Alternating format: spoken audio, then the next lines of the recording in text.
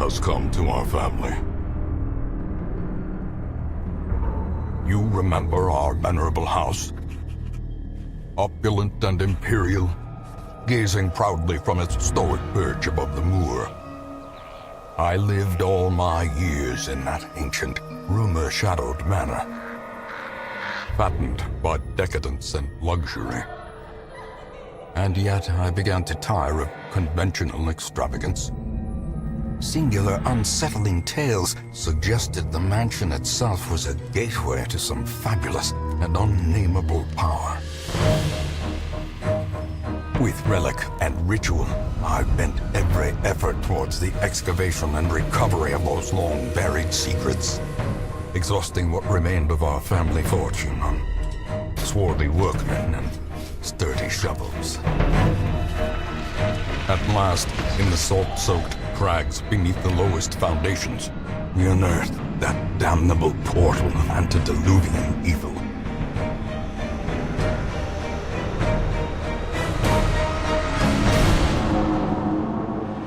Our every step unsettled the ancient earth. But we were in a realm of death and madness.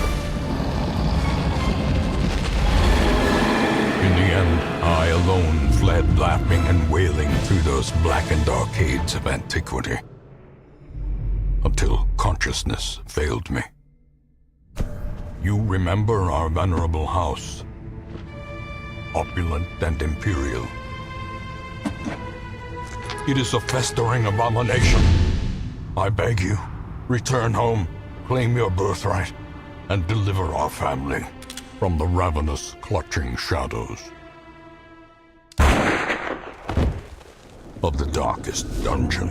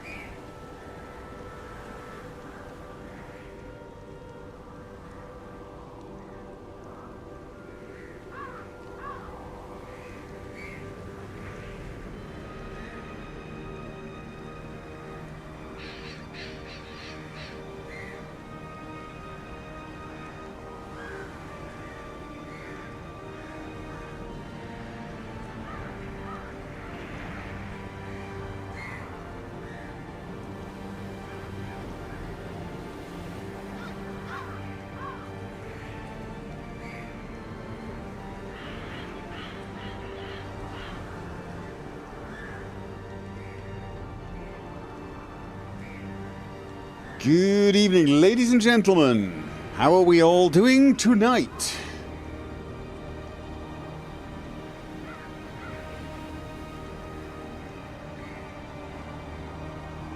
Gopher has officially become a verb. Has anyone told him? No. I'm not going to ask. I'm not asking. I don't want to know.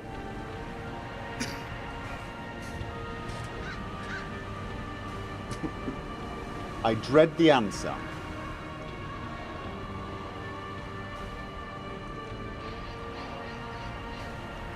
Okay, before we start, have I got anything I need to cover? Is there anything happened? I've sort of disconnected from the gaming world this weekend. Well, that's not true. I've done a lot of video editing, but I've not paid any attention to any news or anything. Has Elder Scrolls 6 been announced? I know, it's just Formula 1. Oh, I watched the Formula 1, but it was at stupid o'clock in the morning, so my sleep cycle's a bit messed up. And of course, I didn't watch the most important bit, which was 2 of the drivers getting disqualified a few hours later, which has completely thrown the championship into, well, I wouldn't say chaos, but it's definitely made the next 2 races a little more interesting. And of course, that means everyone's got a conspiracy theory. They're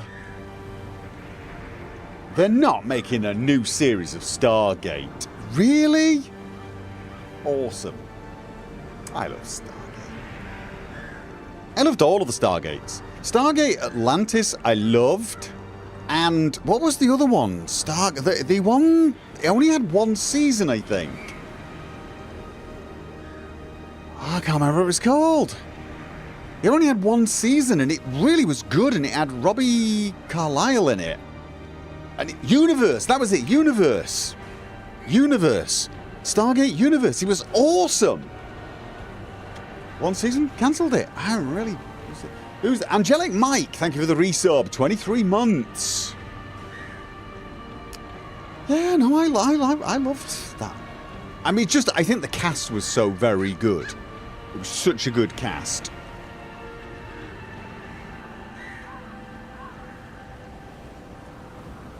I've been watching Stargate since the movie. You only really like the movie, not the show. I gotta tell you, the show was better. The movie was pretty good, actually. If you love that kind of sci-fi, that kind of almost conspiratorial sci-fi, it's pretty good. TV series was just brilliant. Absolutely brilliant. Welcome. I mean, don't get me wrong. Back in those days, TV series were still... You youngsters don't know what TV series were like back then. TV series were not the sort of blockbuster Hollywood productions that you know and love today. You know, you're I was going to say Witcher, but you know, I mean, probably a bad choice now. But you know what I mean. It's not like these TV series that started really. That sort of thing started with TV series like The West Wing and Sopranos. You suddenly got A-list celebs, you know, going from movies back to TV series. But back in the day, it was kind of a bit, you know, oh, good grief. Mark, thank you for the super chat, the $5 New Zealand super chat. Always good to have a weekend off. Was Universe the one with Browder and Black from Farscape? No, that was the OG Stargate. I'll get back to you in a second. Random Windblade, thank you for the £60 super chat. How's your week going? Hope it's not too cold where you are. It's cold, but it's not too cold. I quite like cold. Thank you for that super chat. The cast was good, but the story was meh in Universe. Yeah, I've got a feeling that's probably fair. That is probably fair. It just had such a good cast. The characters had so much potential. It was one of those things, it's one of those series where you look at it and you think, this could have been the next Buffy the Vampire Slayer. For those of you that don't know, Buffy the Vampire Slayer is one of the greatest TV shows ever made. The first season was a little rough. It was a little rough. It was finding its feet. It was introducing the characters. It was still good. I enjoyed it. But I enjoyed the Buffy the Vampire Slayer movie. You know, it had Rutger Hauer in it. I was always going to watch it. I grew up being a Rutger Hauer fan. And then in season 2, it just took off and just went brilliant. It just, I mean, there is a reason people have t-shirts with Josh Whedon is my master now. But Universe had that kind of thing. There was something about the cast you thought, oh, these guys, it reminds me of Firefly as well. Any Firefly fans in the house? Like a series where the characters were all absolutely brilliant, the storylines had potential, and they cancelled it midway through the first season. Oh, that was just... It's one of those... Firefly is one of those series where people go, yeah, well, if it was cancelled halfway through the first season, I don't want to watch it. I don't want to watch something that was cancelled. You should still watch it. You should watch it. Because they did make a Firefly movie. And they wrapped up all the story. So in a way, you are getting a complete series. If you watch the half a season they had, plus the movie, you get a complete series, as it were. And it's a shame, and you'll be absolutely gutted, because you'll know there was so much more they could have done with it. So, but yeah. Thank you for the resub over on Twitch, Dark Invader. Yeah. Oh no, Random Gwynblade. I wouldn't say he didn't. The ending to Firefly wasn't bad. The movie. The thing that was bad about the ending was he made sure it was an ending. You know what I mean? It basically said there isn't going to be any more. I think that was probably the big problem I had with it. There was something about it that was like, nope, we're ending it. We're ending it. And it's just such a shame. But at the same time, I understand why. It was pretty much... I mean, come on. It's the only TV series in history that I can think of that was cancelled midway through season 1 and then got a bloody full blockbuster movie. The movie was okay, should have been 10 seasons. Yes, Fractal Jack, that is it. Basically,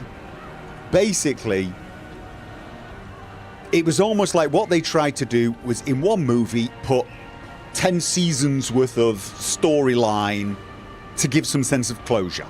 It wasn't quite like that, but yeah, it's a fair... The ultimate overarching storyline, they sort of ended.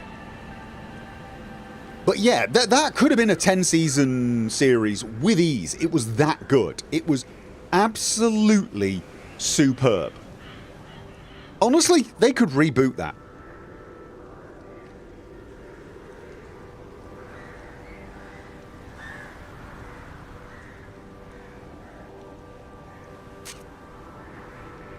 So yeah.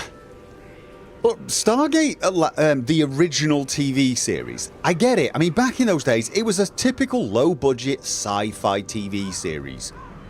It had like an actor from a TV series, the one who played Colonel, I can't remember the names. He also played, was it MacGyver? And he was a completely different type of Colonel to the one in the... Because it was Kurt Russell in the movie. They got the original Daniel back. They got the original kid back, I believe, but they didn't get the same... Obviously, Kurt Russell's not going to be doing that, right? But I actually quite liked it. I liked this new... It went for a very light-hearted, not take yourself seriously approach. O'Neill, 2 L's. Yes, thank you. And I really thoroughly enjoyed it. I just thoroughly enjoyed it. They changed quite a bit from the movie, or at least, you know, expanded upon it. B5.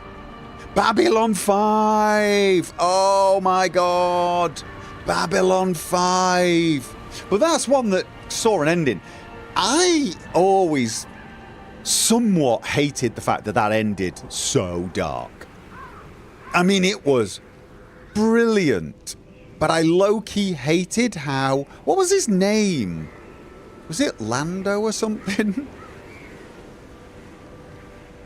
The guy with the funky hairdo went kind of... I don't want to spoil it for anyone, so I don't think I'll talk about it too much, but It went in a real dark. Wasn't B5 planned from beginning to end before they got funded? I don't know. Jakar's speeches from Babylon 5. Jakar! Now there was a character that went through an arc. Jakar, in season 1, he was an almost clownish, I wouldn't say bad guy, but he was a clownish antagonist almost, right? And he ended up one of the best characters. There was an offshoot, wasn't there? I saw that. There was the Rangers offshoot. But it got so dark. It got so dark.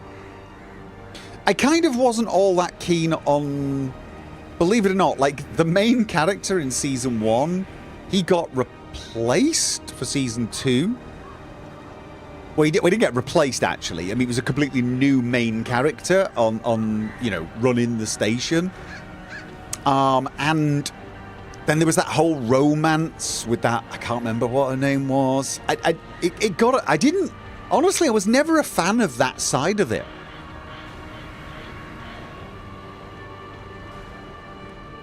But I loved loads of the side stories. And the cast, they were brilliant.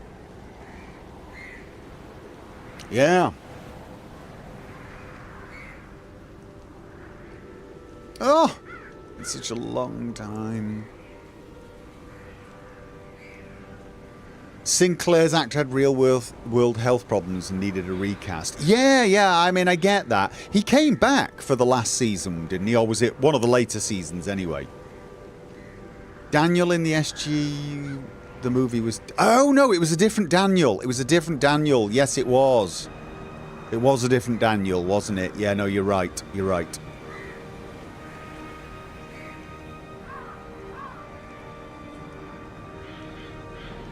But yeah, so I mean, I did like Babylon 5. I did. But it did. I mean, those of you who've watched it, you know what I'm saying when I say it got dark. And in a way that I wasn't expecting. I felt like Babylon 5 did not start off as a series that you would peg as being dark. If anything, it was kind of light-hearted. I mean, not that light-hearted, but you know what I mean. And it got real dark. It was brilliant, but at the same time, it was a little depressing. Farscape! Thank you, Nominal Angel. Yeah, Farscape. Shout out to my Australians. Yeah, Farscape. Claudia Black. Yeah, no. Probably my all-time big crush. From TV series, sci-fi series. Claudia Black. Looks, voice, everything. Just loved. I loved the fact that her character, I can't remember what she was called, and the guy, I think he was called Crichton or something. I love the fact that they ended up in Stargate. I loved it. Absolutely loved it. And I especially loved the Stargate episode where they actually had a Farscape thing going on. Those of you who've seen the series know exactly what episode I'm talking about. It was just bloody hilarious. Aaron Sung, that's right, yes. I mean, basically it was a sci-fi series that was half human, half Muppets. Which I mean, probably has most people scratching their head going, no, I'm not watching that.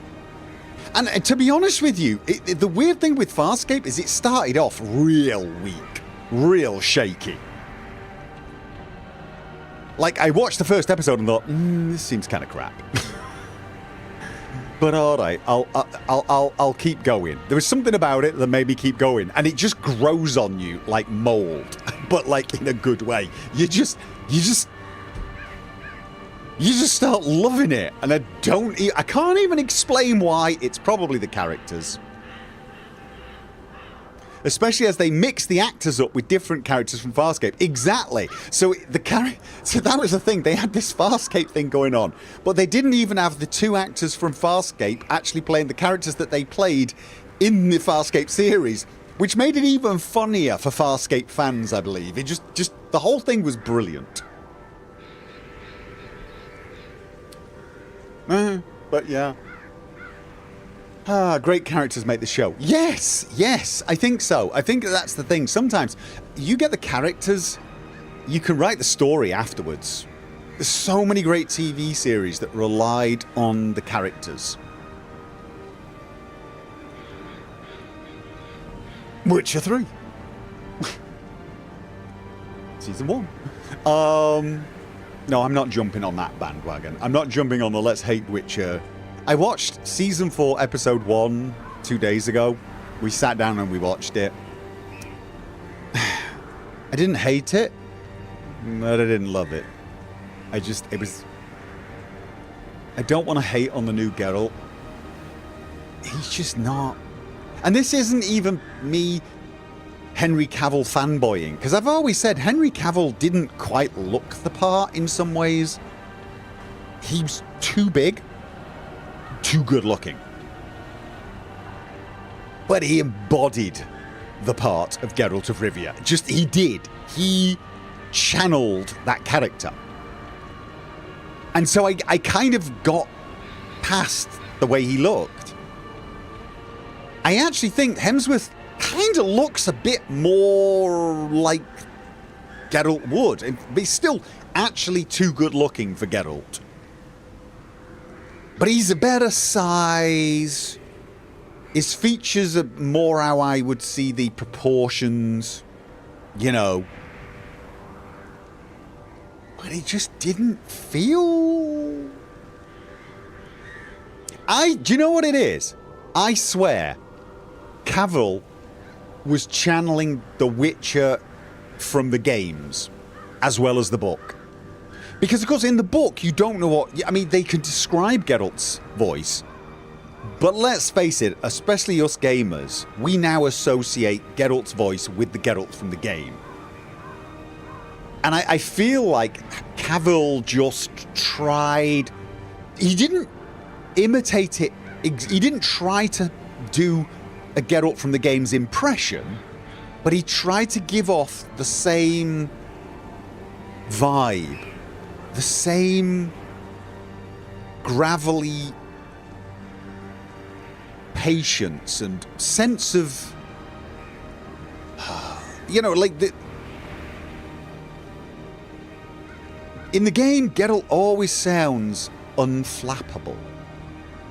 Like, even when he's angry, his voice has a certain deep calm to it that is... that it's there all the time. And I think Cavill just kind of did that. A sense of world weariness. Yeah, right. He sounded like a 100-year-old man. Right? I feel like Cavill just... He nailed the feeling. So even though every time I looked at him, I had to sort of...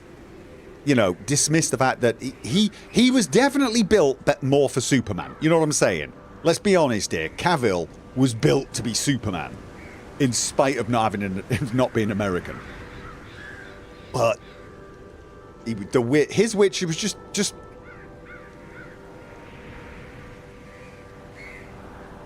Here's how you know he nailed the role. Hardcore Witcher fans, people who live the books, played the games, wear the merchandise, those people, when Cavill was first announced and we saw mock-up pictures of how he was going to look, they hated him.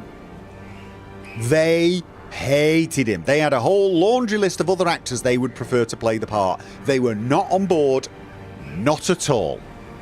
And by the time the trailers came out, they were hardcore Henry Cavill fans. This was like before it had even started, just him reading the books, as they started to see the shots of him as he would appear in the series rather than that initial mock-up, he was winning them over before it even started. And you know,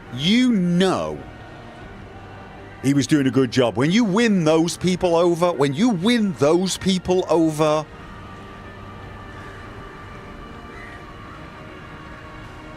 Sapkowski wanted someone like Mads Mikkelsen. Yeah, no, but Mads Mikkelsen physically would have been perfect for Geralt of Rivia. Mads Mikkelsen, I get the feeling that that's who he was thinking of when he wrote the bloody character. But I've heard that Sapkowski was actually, in the end, a big fan of Cavill. Or am I just mishearing that? Mads is also 60 years old. I mean, no, he's a bit too old for the role. I mean, you can cover that up with makeup and stuff, but at the same time, you need Geralt of Rivia to look more like a man in his 30s. Maybe early 40s. So you need a Witcher to look like not old, and you also need him to be able to move like a 20-year-old gymnast, athlete, dancer almost. He read Moorcock Elric's series. Oh yeah. I know where the inspiration for the look of Geralt came from. I know that's from Elric of Melibene, but you know, I don't remember Elric looking quite like that though, because the Geralt from the books, correct me if I'm wrong, hardcore fans, the Geralt from the books has a sort of a unique face, a somewhat it's not that he wasn't good to look at, but he looked a little intimidating, a little mind you, I suppose Elric of Melibene probably looked like that, but he was true albino.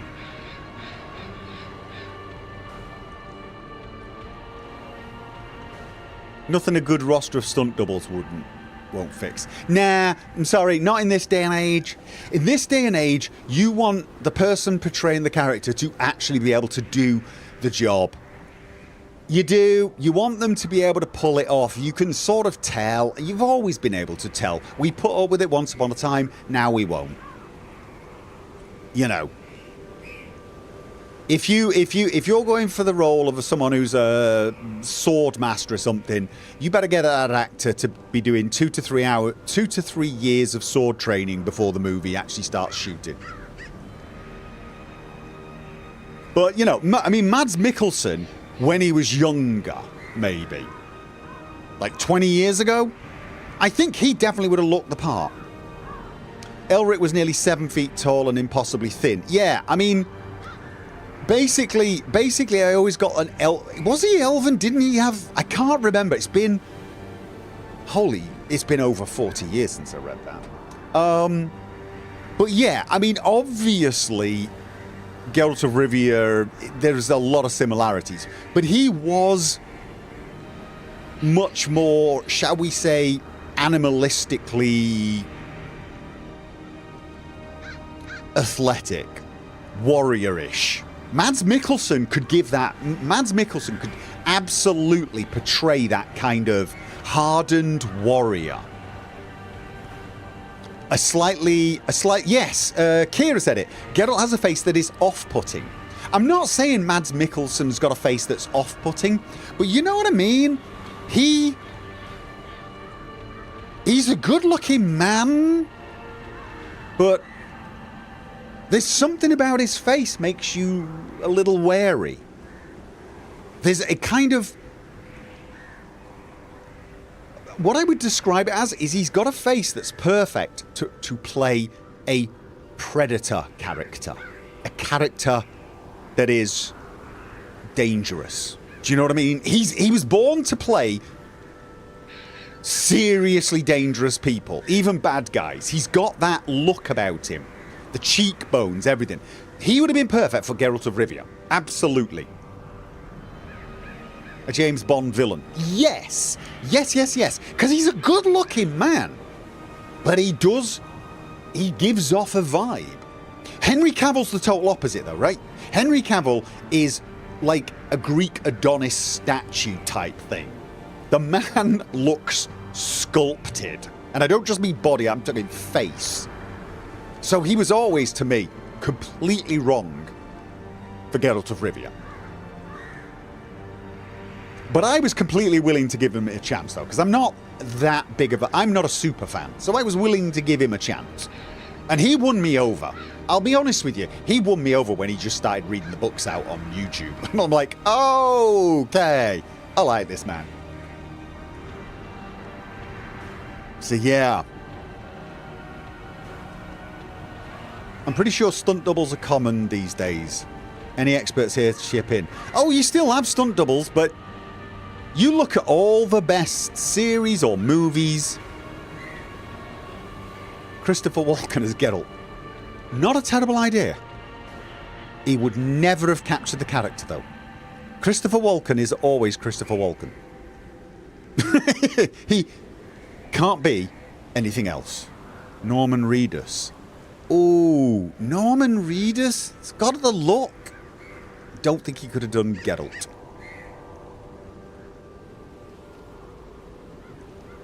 Yeah.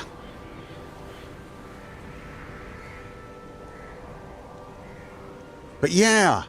No, yeah, I mean, I don't... You look at some of the best action heroes now.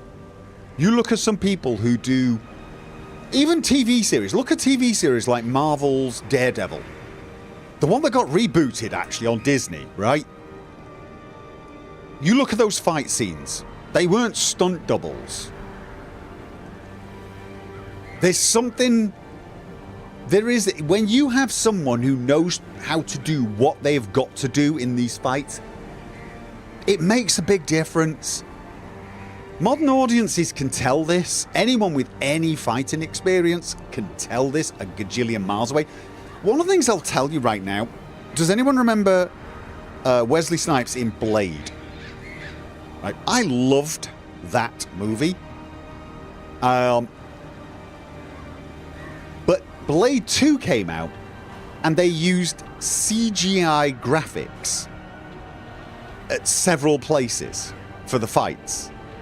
They did the same in Matrix 2. In Matrix 1, they had everyone on wires. In Matrix 2, they used CGI graphics. And I could tell instantly. It was like, no, everyone's moving wrong. Now, CGI graphics have come a long way. They really have. They can now make the animated characters look real. But back then they couldn't. There was something about the way they move, yeah?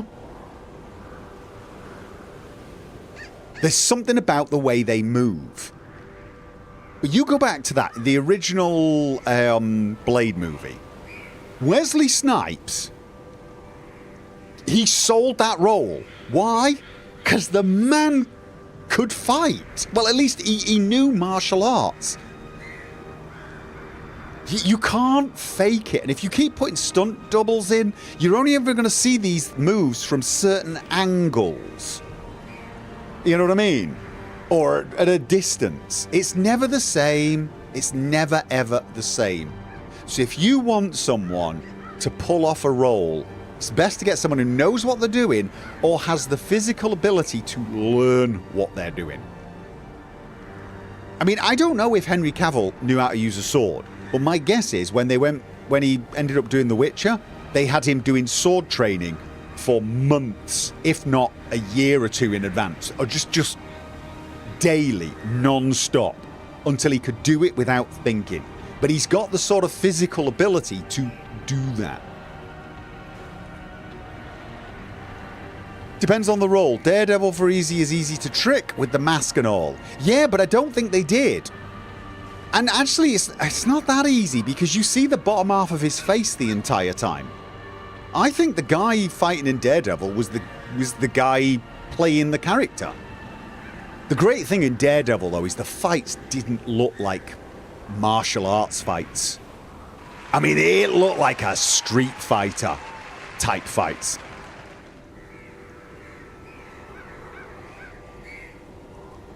Henry trained with the sword just out of love for the character and wanted to be authentic. Yeah. I mean, here's the other thing. Didn't Arnold Schwarzenegger do this for Conan the Barbarian? I seem to remember he really put a lot of effort into learning how to use a sword for that role.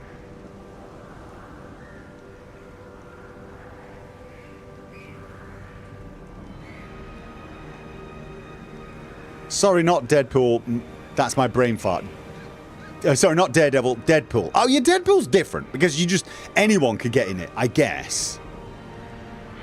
Yeah, the fights in Daredevil were very, very good. Great use of tight corridors and camera angles. I know exactly which fight you're talking about, Nutty Comic. That fight that you are talking about, and I'm sure it's the one you're talking about, was done in a single take. Did you know that? I can't remember how long the fight is. It's a huge fight, if I remember, with like so many people. They were like almost a carpet of people at the end. Single take.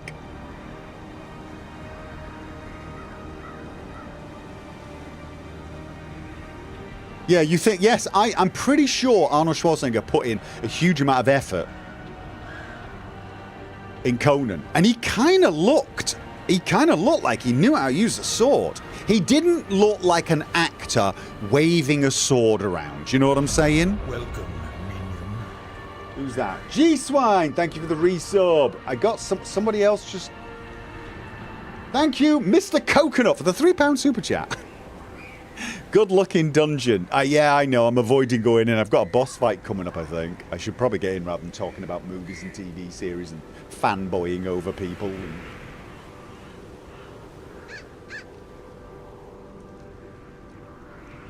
Is the Disney Daredevil as good as the Netflix series? Well, look, here's what I can tell you. I've not seen the Disney reboot. I only just found out about it. I only found out about it because his character appeared in the latest Spider-Man movie. Was it the latest Spider-Man movie? I think it was the latest Spider-Man movie. Or it was one of the later Marvel movies. And I'm like, oh my God! They got the actor from it. And then I actually realised, I'm checking the things, yeah, they'd rebooted Daredevil. I cannot tell you what it's like because I've not watched it. But the very fact that it's got the original cast, I think is... Because it also has, I don't know his name. I don't know any of the actors' names, actually. The guy who played Frank Castle, the Punisher. He's in it. And to my mind, that's just a good start.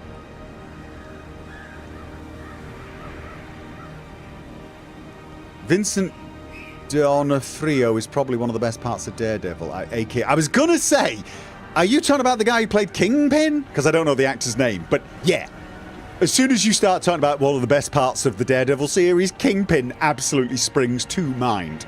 He was amazing.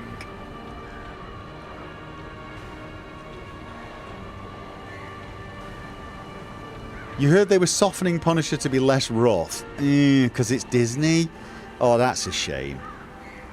I mean, look. The way the first two seasons went, I can sort of understand them softening the Frank Castle's character a little. I can. It almost makes sense if you follow the first two seasons. But you can't soften the Punisher too much. Otherwise, he's not the Punisher, really, is he? That guy did a really good job. Again, don't know the actor. He did a really good job. Yeah. How long have I been streaming? 1 hour and 15 bloody minutes of... No, it's not, is it? No. 40 minutes. Thank God for that. Oh, for a second. I'm looking at this. 40 minutes. That's still too much. Too much. Oh, yeah. No, I liked a lot of the Marvel Netflix series. I love Jessica Jones. Well, I say that. I love the character Jessica Jones. The series of the Iron Fist kind of sucked. Season 2 was better, but I never liked it. Just, no. And Luke Cage, that started okay, and then... It went 2 seasons, but the end of the last season, the way it ended was so goddamn random. So random.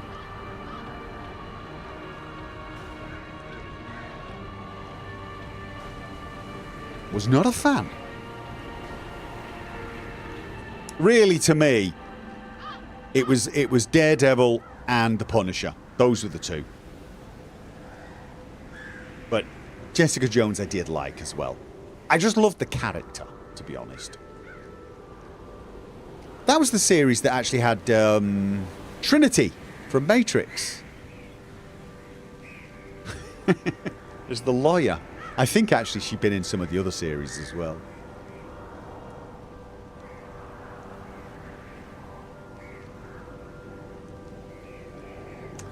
So yeah. Okay, you know what though? I gotta stop. I gotta stop, guys. I gotta stop. This is. I might as well not be playing games when I do these streams. I really might as well not be.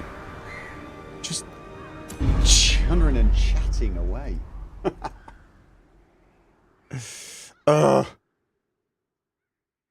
In time, you will know the tragic extent Right, of we got a my buff. failings. We got a buff. We're doing a boss fight. In the thicket. Haven't I got everyone sorted as well? Avery. FK Nibbenin. Echoes and Avery. And have I got them all set? I've got them all set up. I could make my own podcast. Just randomly talking nonsense. Yeah. Maybe that's what I should call it. The Randomly Talking Nonsense Podcast.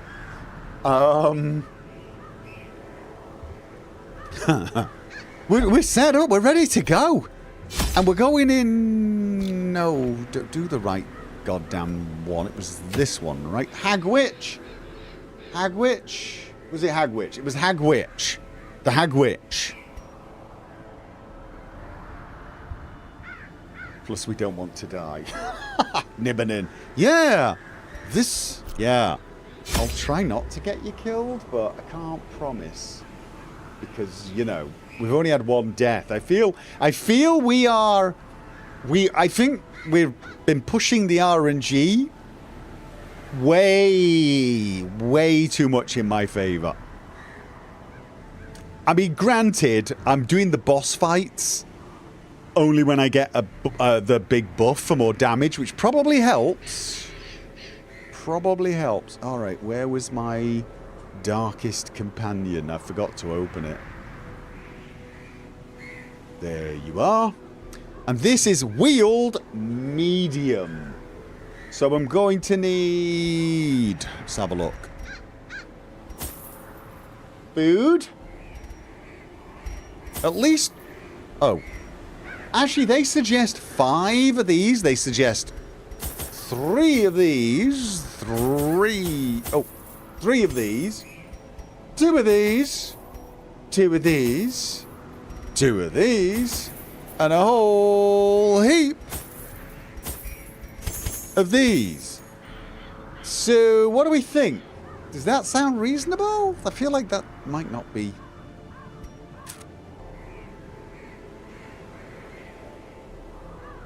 Your character's name was Willing Sacrifice. I picked Avery. I could change it to Willing Sacrifice if you want.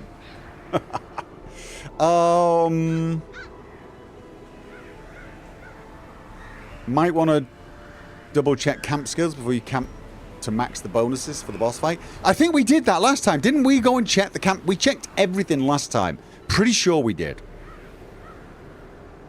Do I really need 5 shovels? I feel like that's a lot. The Hagwitch. If you have 2 stacks of torch, might as well max them out for max light all the time. I mean, that's not the worst idea, actually. Be honest, just get there absolute. I mean, to be honest, with 8 and 5, I usually keep it max torch the entire way. I don't have any trouble keeping max torchlight when I go in with like 12 torches, but they're so cheap. It's a boss fight. 4 shovels is probably fine. I want definitely fine, but it's just such an odd thing to have one, isn't it? It really is. Maybe more food just in case? Yeah, that's also not It's not the worst idea. I mean, really, food isn't even that expensive, and I could just keep... Yeah, alright. I mean, it's boss fight. It's a champion boss fight. We'll make sure we got all of the things we need here. Do I need more? I very rarely go in with only 2 keys. I feel like 2 keys is just... Does the Hack Witch use venom? I can't remember. I mean, it's not a treasure run. I just feel like that's so few keys.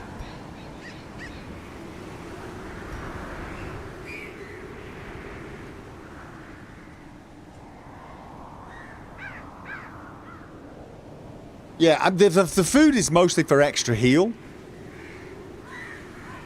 Just so I can... So I don't need to draw fights out to use the Vestal. You always go with 3 keys above short missions. Yeah, I'm going to do it. I mean, I've got money now. I'm making a beeline to the boss, so I don't need as many supplies. That is absolutely true. It is absolutely true. I probably don't need that many of everything. And we will be making a beeline for the boss. But you know what? Let's just... We spend a little extra on a big boss fight. She's more the cook your people, causing them much pain to you. Yeah, I know. She's a bit of a pain. Extra biscuits. You can't buy extra biscuits, unfortunately. I must save these for the boss fight. Alright, are we ready? I feel like we're ready. I feel like we're ready. Feel like we're ready. Here we go.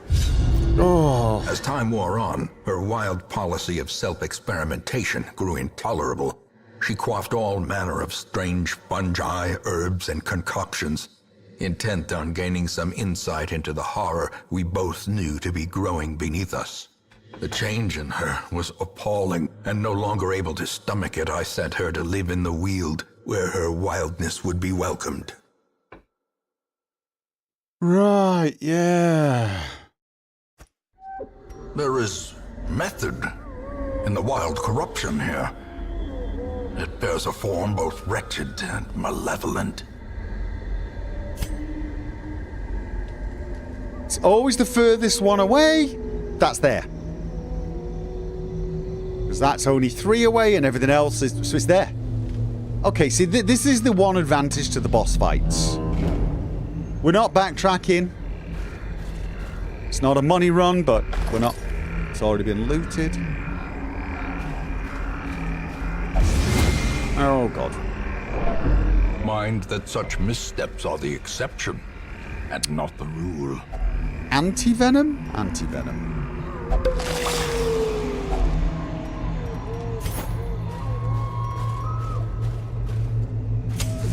The way is lit. The path is clear. We require only the strength to follow it. Okay, we got a battle. Another battle. We probably sleep as late as possible, depending on how we're doing. Right, battle and curio. Let's just check. Okay.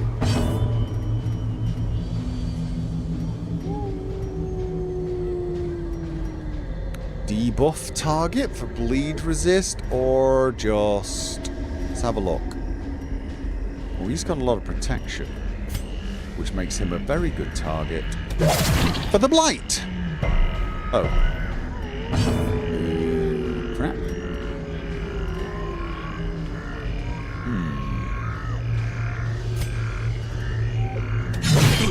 And bleed. And... Let's have a look at him. 4. Right. This one does... Right, I don't want to be Oh, wait. This one makes everyone bleed. Including you. Right, so you're bleeding at... Oh, he's going to get 1 attack. It's not quite enough on the bleed. Oh, there you go. 1 attack. Oh, no, he was stunned. Oh, he's... Ow! Dizzying blow to body and brain. We'll have less of that. Oh, we're bleeding. All of us are bleeding.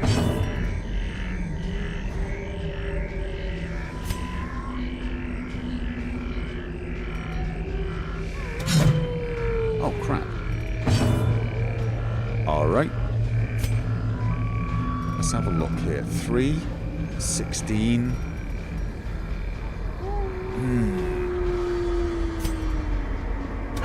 Press this advantage. Okay, so this gets... Right, he's got 6.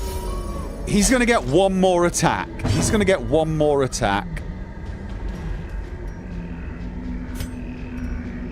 Maybe not.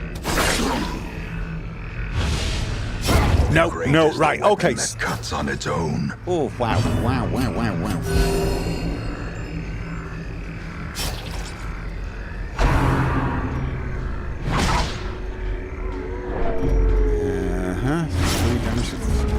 Holy schmoly.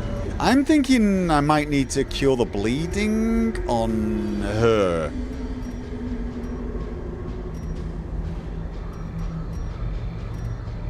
Okay. That's versus marked and blighted. So I'll tell you what. Get you blighted for the very least. Oh, yeah, that's so much. But how long? 2 more rounds. You know what? Can I stay ahead of the bleed?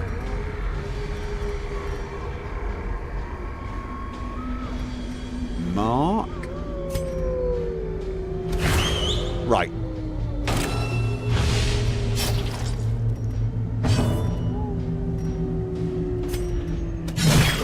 Oh, he's done. Oh, he gets 1 attack.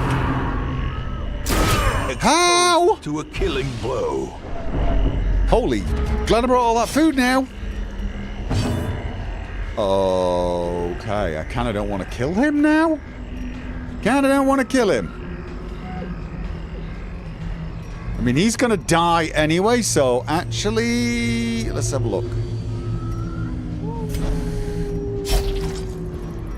Oh, God, she's bleeding so much. No, 3 for 1 more. Right, she's going to take 3. I feel like I need to heal these 2. She's... No, you know what? I'm going to do everyone. I'll use some food on Avery. In the fevered pitch of battle.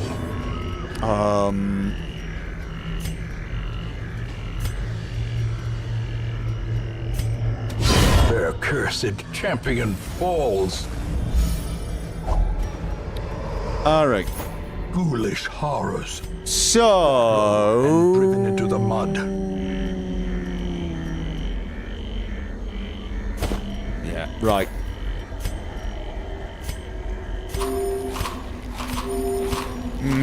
That's what we brought the food for. Whew, that was a tough one, wasn't it?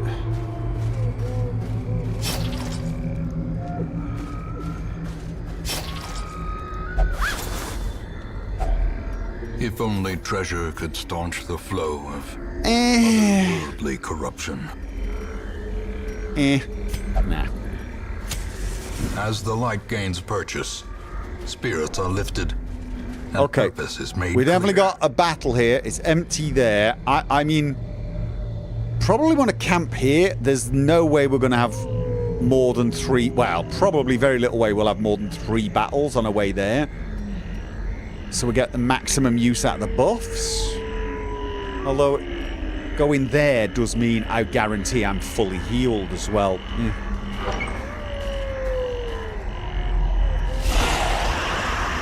Right. Alright. Let's have a look. 20 health.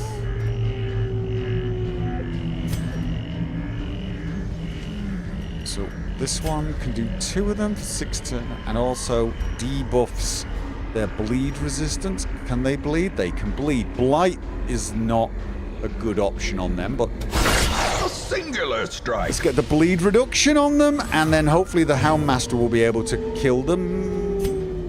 Oh, actually...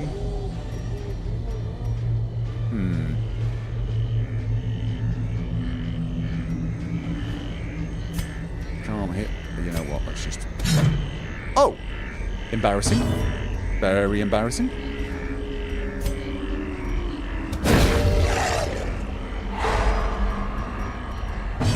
And... A powerful blow. So that one's out. That one's stunned, but we need to do a bit more damage. Okay, what are you doing? What are you doing? They're marked. So... Oh, wow. Grievous injury. Palpable fear. Yeah.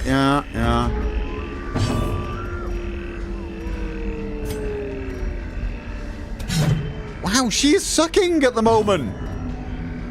Why is she sucking so hard? Let's have a look. Not quite.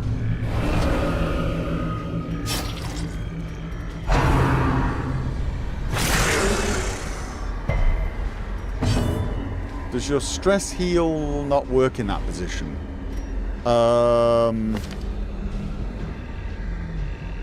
No, it doesn't.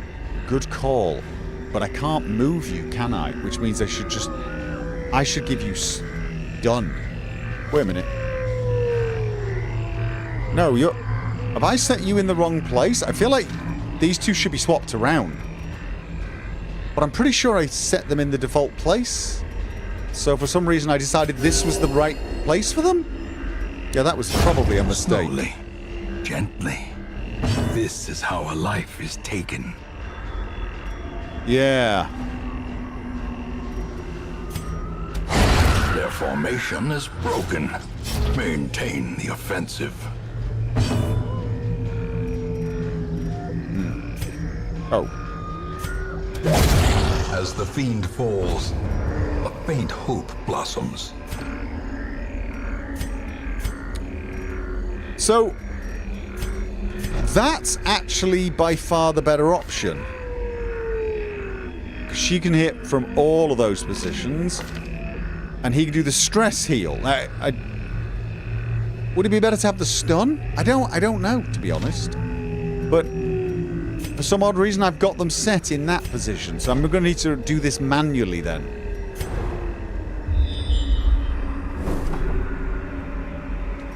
Oh yeah, might want to de-stress her, but at the moment, we're not that big of a worry.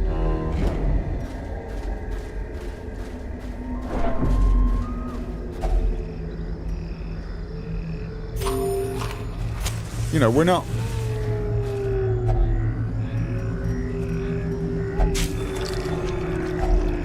Finding the stuff is only the first test. Now it must be carried home. There you go, bit of food. Right, and we've got a room battle with... No, that's over here. I'm thinking... we can't camp here. Because we've got 1, 2, we might have 3, 4 battle. We need to camp earliest here. Keep 1 herb for the debuff on the Hellion. Oh god, I should have brought more herbs. No, you're totally right.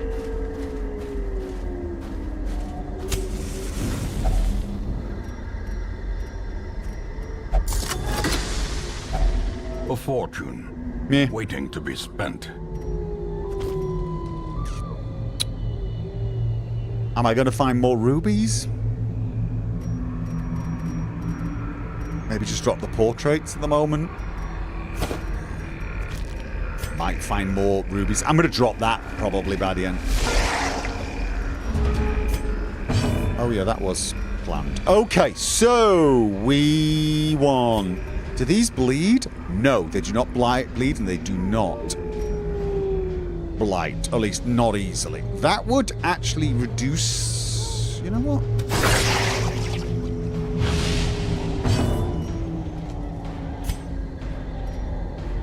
Oh, we've only got 6. The only thing is... This one... Okay.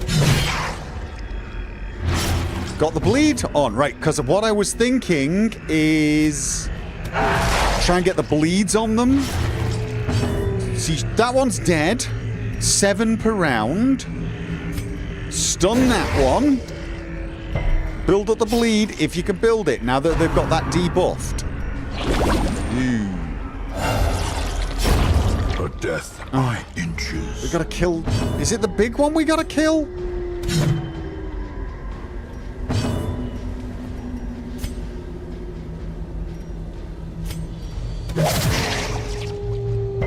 No. Oh, I managed to get the debuff. Right. Come on. 10? Right, we're... Precision and power. Okay.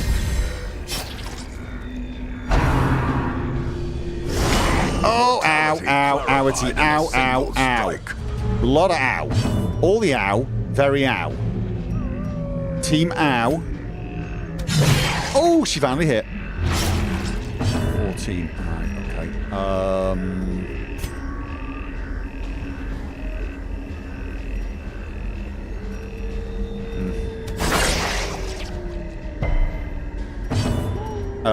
We need to heal. Oh, that does not feel like a lot at all. Okay, you know what? I want these things to die. Thank you. Destroy them all. Okay. Right. Still not. I'm not. Deeds? Drop the ruby for deeds. Here's the thing. I don't think I need the torches. I really don't. I've got this room. Then move here. I don't think I need this torches. We've got so... I mean, 8 torches is easily enough to get down here. It really is.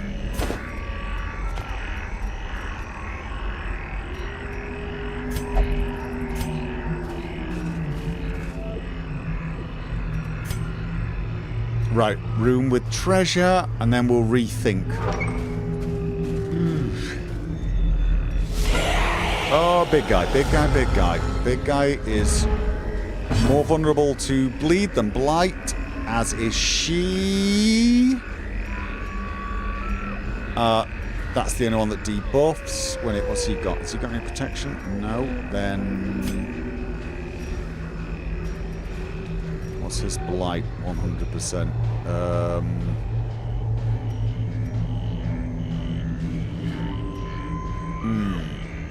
I mean, that hits both targets. And does debuff their... You know what? Debuffs their... Doesn't it debuff their bleed? Apparently not. Oh! What is going on with poor Avery at the moment? In Radiance, may we find victory. I'm wanting to get some bleed going. Oh, nice. It's not a lot, but it's something, and it hits her. That's what I really want. I want to get her weakened, so we have less of this crap.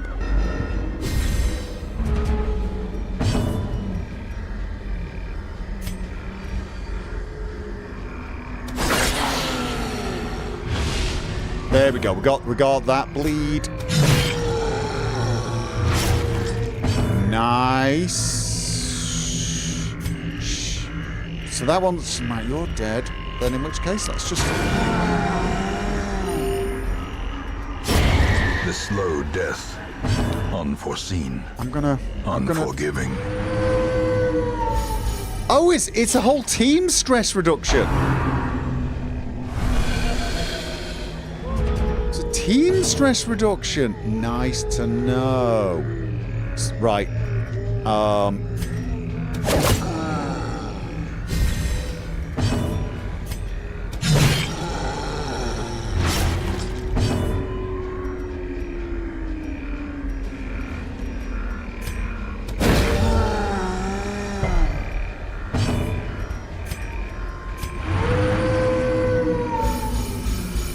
That is kind of nice. That is... Oh my god, that is powerful. As is that. Ow! You know what? Some bloody blight. Oh, okay. 8 and 4. Right. I need a big heal.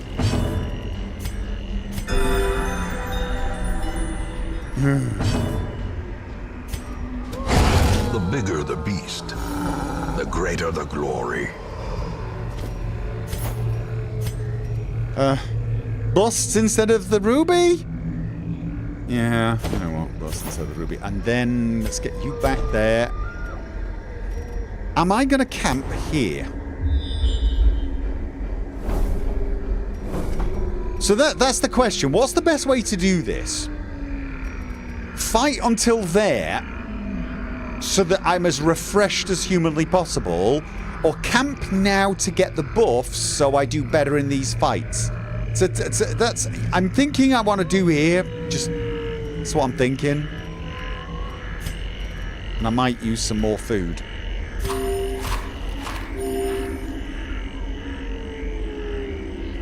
I'll leave it at that for now. Right. Oh.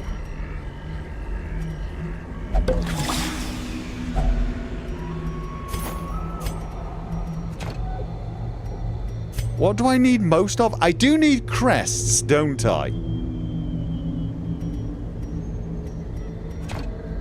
So I can't pick all of these up, unfortunately. I think I need crests as well. I think I need crests for the... I can't remember exactly what I needed for everything. Drop the drop the cash. Okay.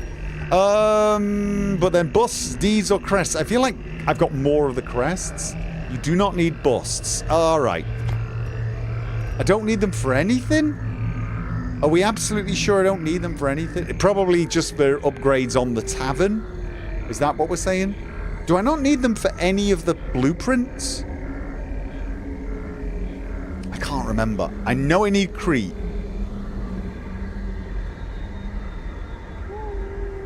Abbey. It's for the Abbey. Okay. So really then, deeds are better. Deeds and crests. You can exchange. Yeah, I know, but, like... Let's just go with what we know we can keep. Alright, let's... I'm gonna leave... I'm not gonna heal as far as she could, because... Actually, if I use 8 here, max I'm gonna need is 4 on the way, right?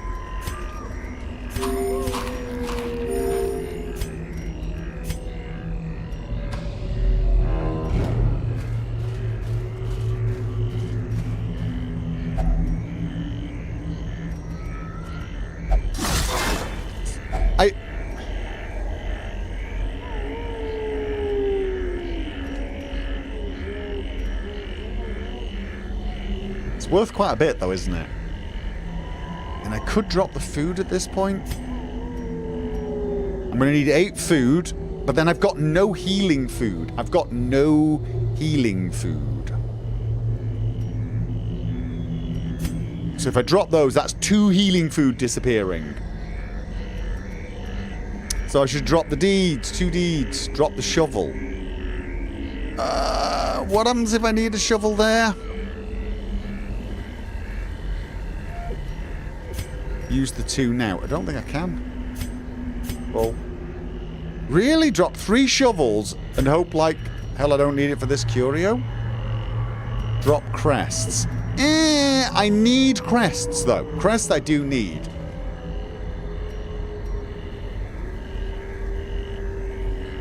If you need 8 food, you have 4 healing food. Nah, I'm going to keep 4 food just in case, at least up to there.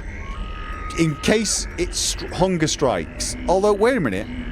Hunger has to strike on a square, right? And it can't strike on those 2. So, if it doesn't strike by here, I'm good.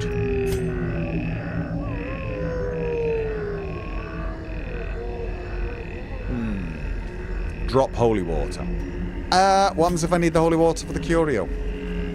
I'm gonna... That's not a trinket. That's just a selling thing. I'm going to do it. The question is, do I want to drop food or do I want to drop 2 deeds? 2 deeds is not that many, is what I'm saying. It's... I'm dropping the... I'm just... I'm playing it safe, guys. I want to keep the food just in case. Every bit helps. This is a boss fight. Got to keep that in mind. Herbs. No, we definitely need the herbs. We do not drop the herbs. We need those.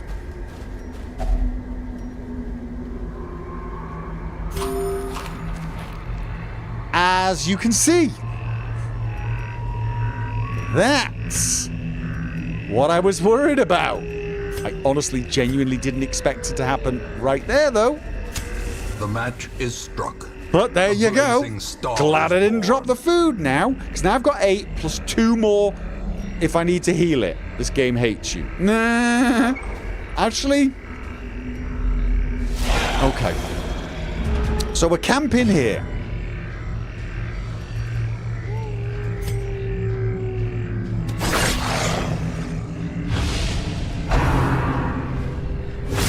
Ow. Such a Outy, ow, terrible ow. assault cannot be left unanswered. Marked. Right. Oh, they've been swapped. Oh, for God's sake. Honestly, she's just not really doing much. Sorry, Avery, but you're really not pulling your weight here.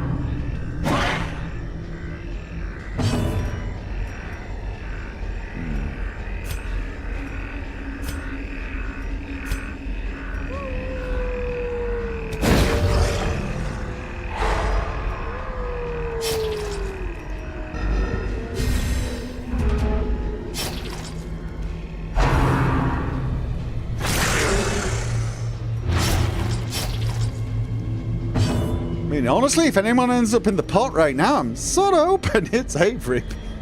Because everyone else could hit the pot and knock her out. She's having a I can't hit anyone for any reason day.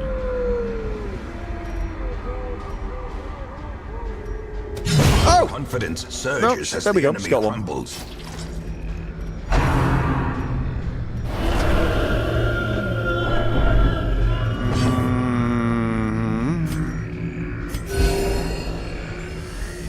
Yeah, I kind of want to... Alright, so she's now debuffed for the bleed. Oh, see, 12, bleeding at 3. I do want to do some de-stressing.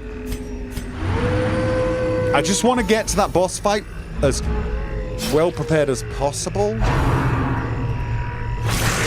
Although right now, I'm going to take a bandage. She's a bandage on her.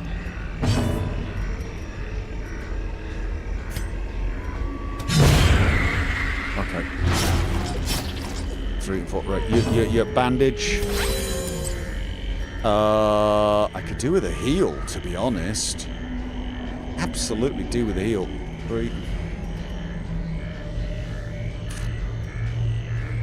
I mean, I know I'm going to be camping here, so we'll probably heal that anyway, right? Almost certainly. Alright, you know what? Don't want to risk it too much.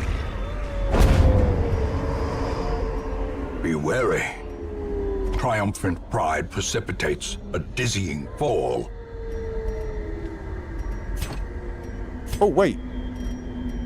Right, we're camping now.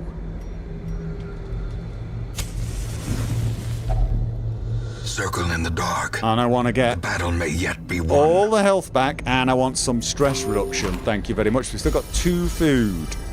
Okay.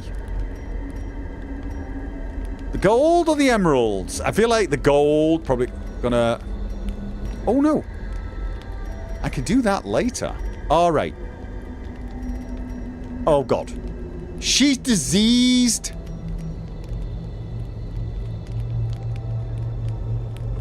Okay, so who do we have? Houndmaster is the one that's got Hound's Watch. This is the better one, right? I think. Yes.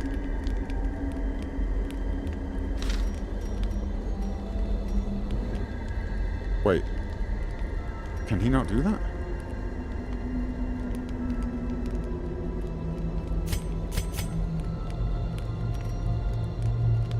Oh, do I have to sort this out first? It's not going to let me.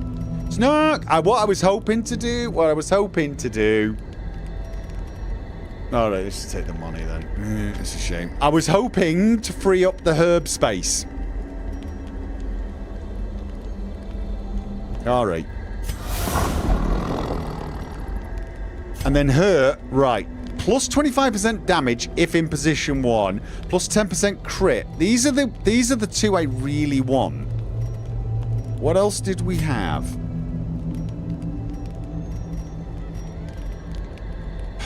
I could cure disease, but I honestly feel like I just put up with the disease at this point. Let's have a look. What disease does she actually have? Oh, no. That's not a good... That minus 10 accuracy, that is terrible. Rabies is fine. It really isn't. Minus 10 accuracy is not good. I mean, I've put a ton of accuracy stuff on her, but more damage, yeah, but you gotta hit. Oh, not good.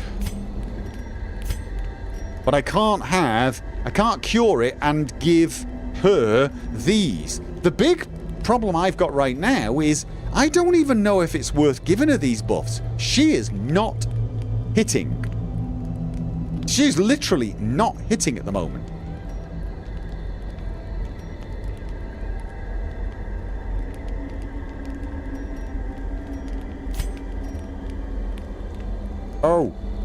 Oh no, she can do it on herself. Can't Vestal heal it?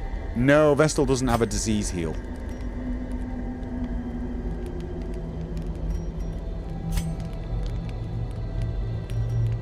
Alright, and she's got to do it on herself to get rid of that. Oh, no. Wait, what? Self only remove disease. One companion remove disease. I don't... It won't click on her. Do I have to try and remove disease on someone else and it removes it on her as well? Because it says self only, remove disease. One companion, remove disease. Does she have to pick a companion?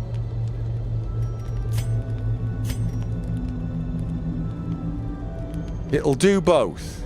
Alright. Alright, so we got the rabies cured.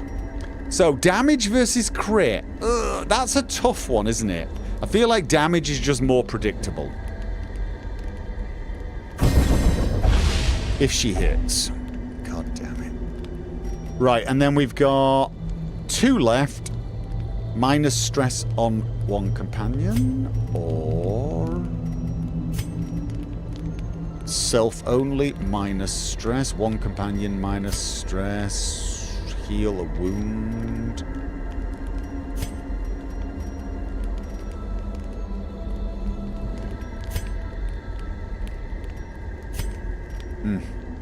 It's only a little damage. Just in case we need it for some big damage to heal.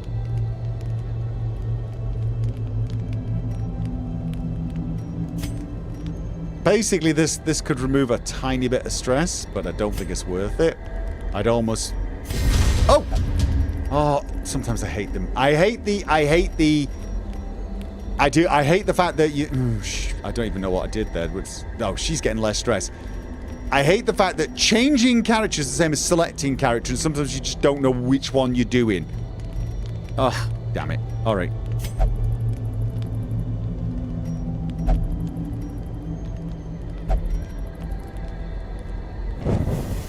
The light. The promise of safety.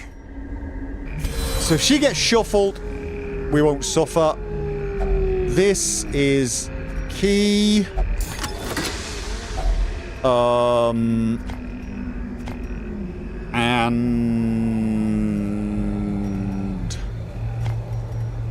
basically that is it. Because there's well, I don't know what that curio is.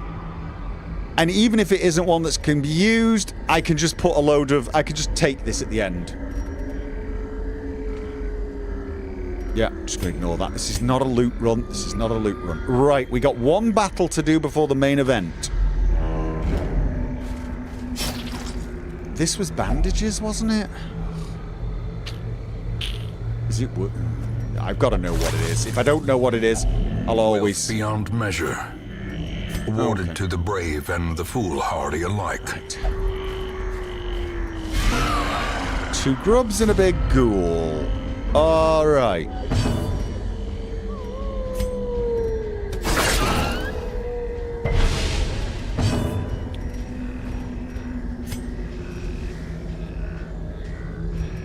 Iron Swan or Bleed? Iron Swan. If they're in the back row, Iron Swan.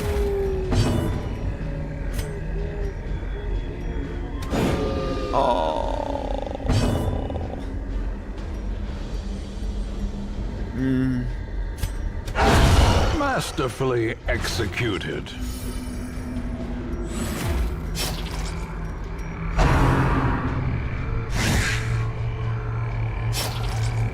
Oh, I wish I'd got that stun.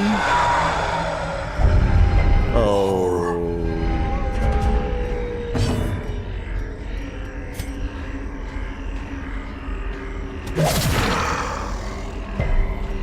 Oh.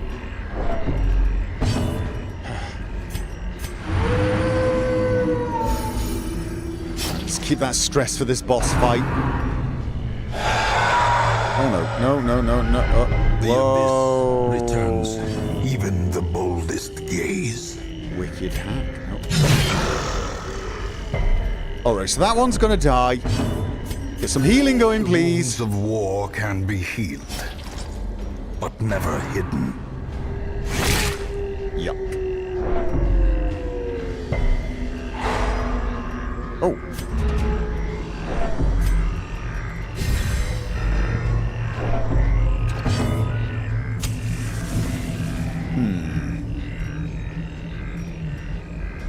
That one's gonna die. They're both gonna die, so I kind of want to get some... Can we swap? Why can't she change places? Is that not a thing? That's not a thing. Yeah, okay.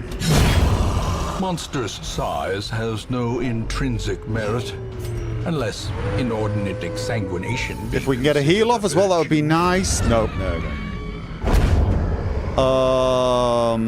As victories mount, so too will resistance. Right, so that is it before we enter in. That is it before we enter in. So we now have... I'm gonna keep... Does she anti-venom? Does she venom at all?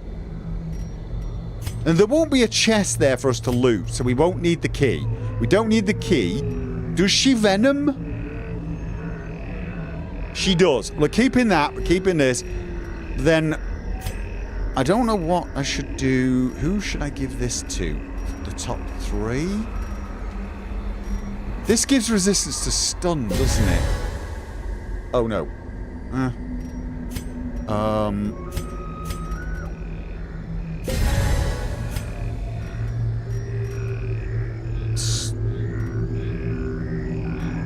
Why have you got stun resistance?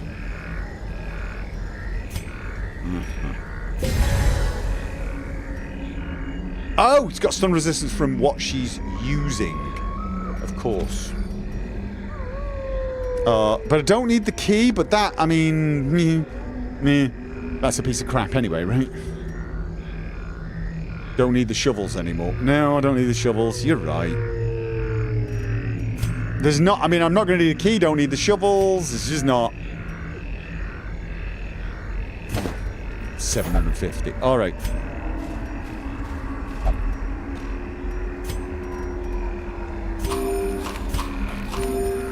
Still taking some stress, but let's hope we can get this thing done. All right, guys. This is it. Big boss fight. Let's hope Avery's getting it together now after a night's sleep. Can do some hitting. Right. Twisted and maniacal. A slathering testament to the powers of corruption. So, let's have a look. She's resistant to... Right. I want to get some Oh, she resisted the debuff. She's going to resist the stun. Of course she is. Iron Swan, it's all about the damage now. No. Oh, there we go. I got my wish. Okay, we got to hit this.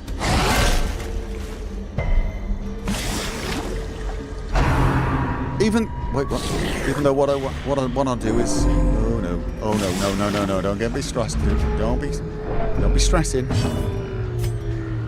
Okay. But now she's back in position. Good. FK? Do the healing? Oh, dog treat. Oh, God, no. Oh, sorry.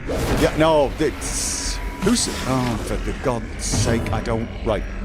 Okay. The blood I really wanted quickens. to get... Really wanted to get Mark on her.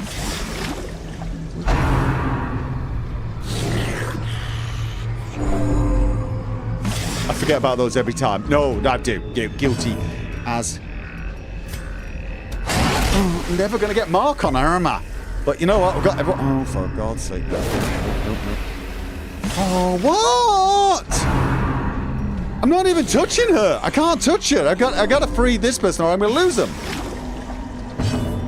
But at this rate, it's just a bloody... Oh.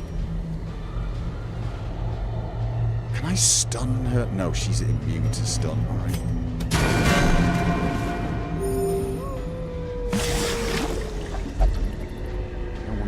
We know, Avery, we know.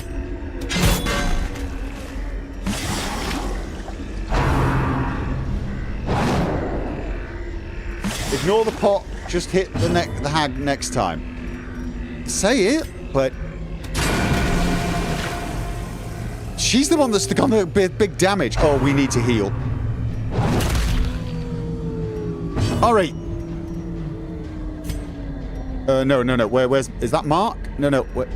That is Mark. Get the Mark on. Excellent. That's what we need.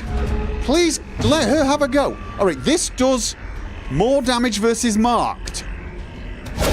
Nice. Well struck.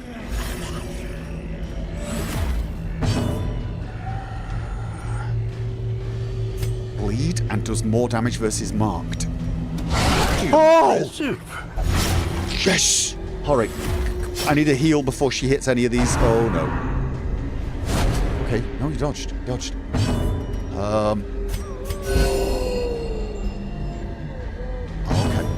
Iron Swan! Good hit! Oh, we're so close! If anyone else goes in the pot, I think we're just focusing on her now. To break. We are definitely focusing on her. She's got one attack. That's it. This is her last attack. Was she dead? Leave her corpse to rot. She's coming out, right? Oh, thank God for that. Consumed by the spores she spawned. These are crap. Oh my God, Avery? That damage buff did not do much. She got one good hit, though. She got one good hit.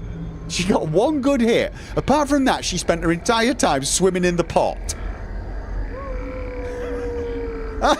I can ditch the biscuit. I can ditch everything. I'm not going anywhere, am I? I'm not. I mean, this is all like, if you look at it, there's like, no. Let's just get out of here. I'm gonna ditch. I'll take these just so I can sell them.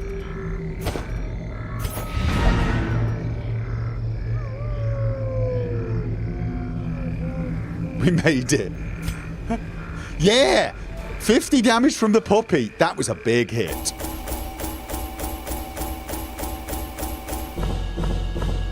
Light skill. Got a lot of crests. Didn't get much money, but you know, we'll live. Oh. Got disease. Nibbening got... Wait. Oh, must have picked that up in a fight. Faithless. Will not pray or flagellate. Syphilis! I mean, look. She was bound to get something. She went in that pot so often. Hey! I see something long. We did it though, right? We did it. Faces of passers-by. A glimmer of hope. We did it.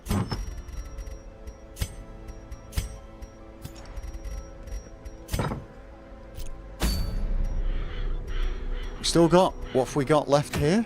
This is the 16-pounder. Fresh air. Oh, we got a All Saints Day. All Saints Day is not a buff, is it? Gentle Tide. Is Gentle Tide a buff? I think Gentle Tide and Fresh Air in the Tunnels are buffs. So I think we're still on boss runs.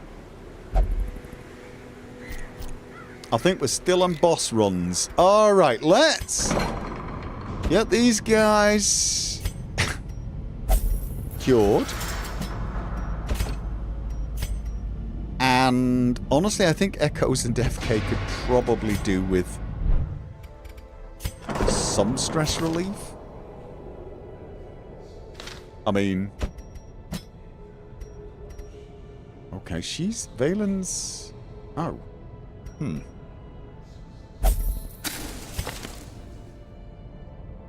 Don't gamble. Faithless will not prey or flagellate. Yeah, so... but bad gambler. Very bad gambler. No... cheat. Bad gambler also cheats. So he's not allowed. Actually, these are actually kind of...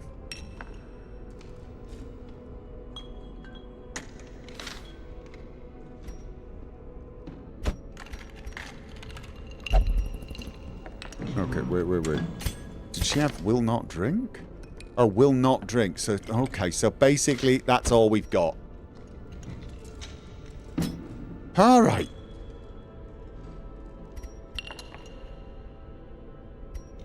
Why is Nibbinin not...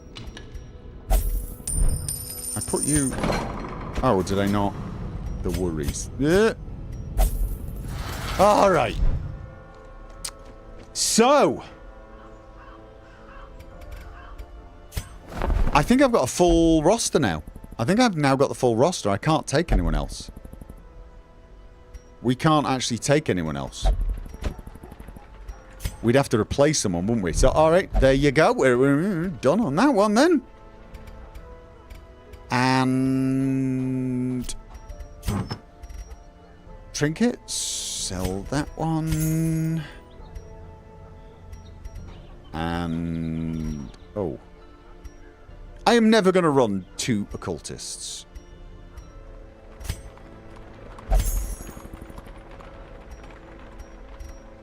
I am never going to run 2 antiquarians.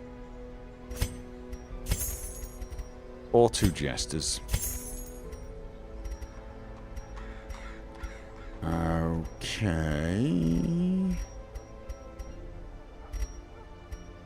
I'm never going to run that trinket ever.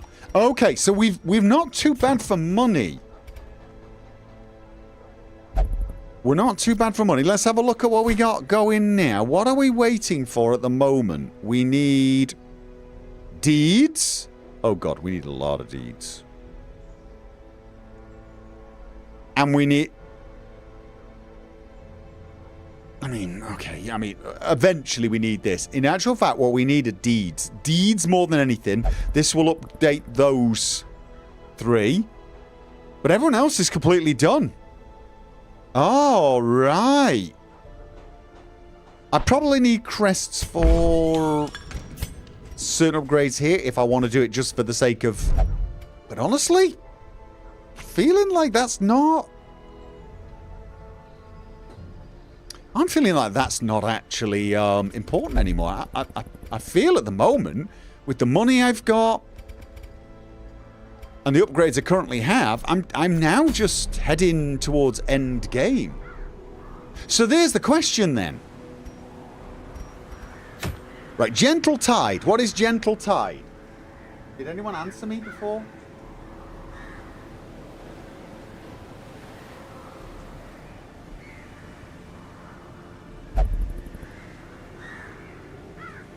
Because I've got Gentle Tide.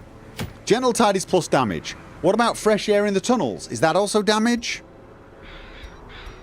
And All Saints Day. No, All Saints Day is something else, isn't it? But I think Fresh Air in the Tunnels is damaged. Gentle Tide is damaged. Oh, there's no boss fight to be done here, so we're not doing it.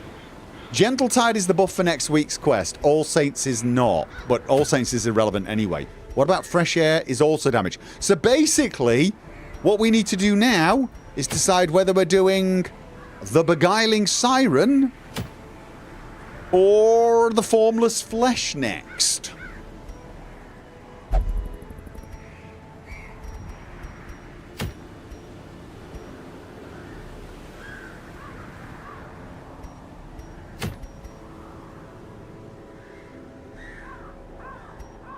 Would this be good for the flagellant? Or does he need to bleed? I feel like that might be good for the flagellant. All Saints Day is Abbey. Well, it doesn't matter anyway because we don't actually have any bosses left on the... So, yeah. It's great for flagellant. Yeah. This one doesn't seem great for anything. Formless Flesh is a better name. Alright, then let's go for the Formless Flesh. Question. Who would we be taking for the... Let's decide what group we're taking for the Formless Flesh, right? And then I'll write them down, and then we'll decide a group for the buff. So it's now. Let me just get my keyboard.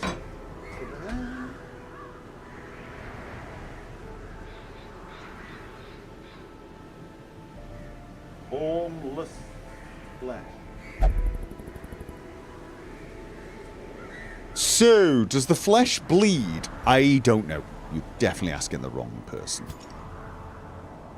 We're never going to take our new... We're never going to take Phantom out of this rate. It's just I feel every time I see one of these, I got to go for it. For the flesh, I would take Plague Doctor to cure blights and bleeds. Alright, okay.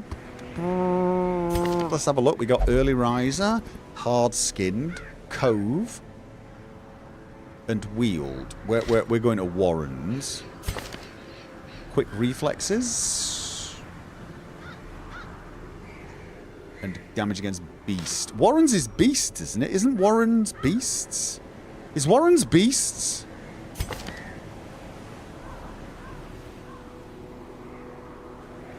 Because that would make me think...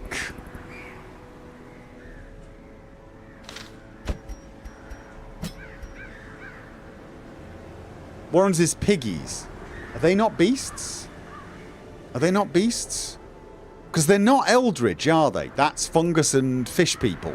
Crab people. Alright, so we actually want someone who's got Beast Slayer. Beast Slayer is good. And we want Blight. Right? So, of the two of them, it looks like Doomer is the better option. Because... yeah, basically it just comes down to slightly better damage against the beasts. Alright. First things, where's my Vestals? Ocean seems... right, Ocean will be fine by the time we get there, right? Ocean, oh, this is going to be a problem. We don't actually have a lot of spare Vestals. Aha. Could be an issue. Right. So, what else? Who else should we put? Right. Cure Blight and Bleed was what you wanted. Right. Battlefield Medicine.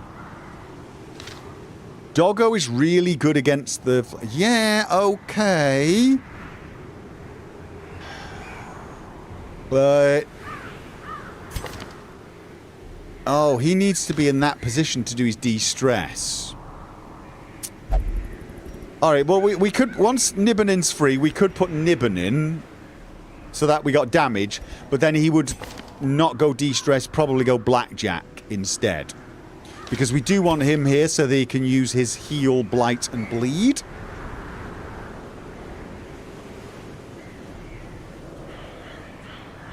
Probably.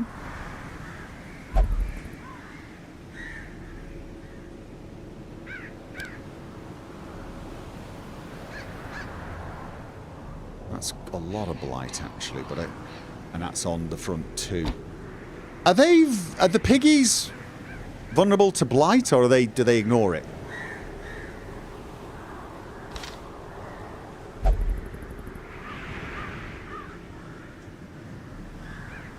Alright, so let's just say we've got Nibbin in here. Who do we have on the front?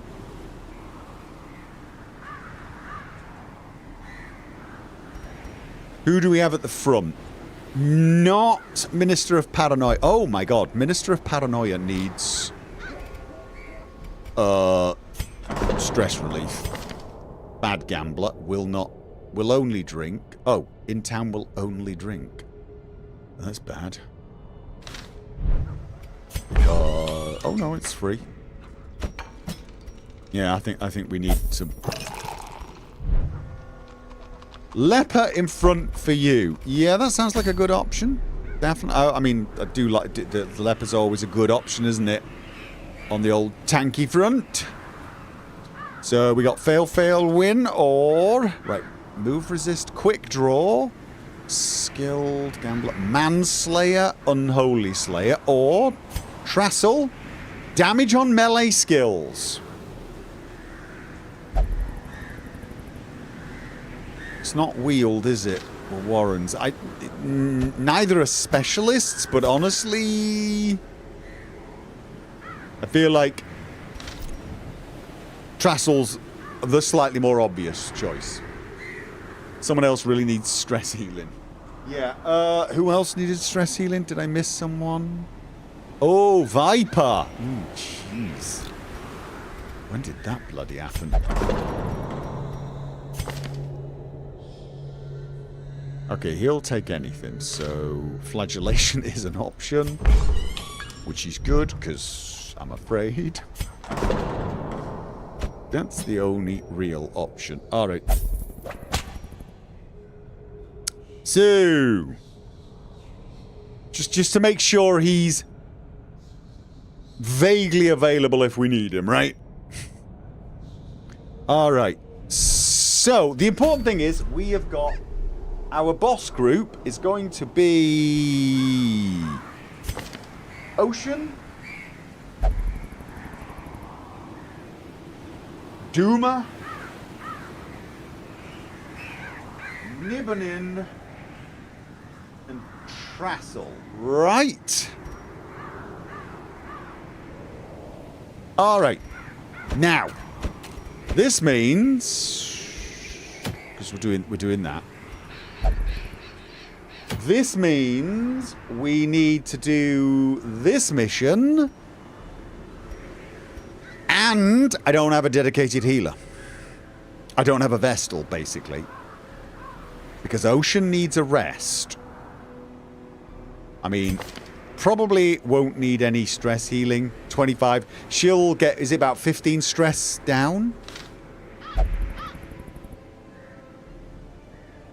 So, it looks like we're going good old...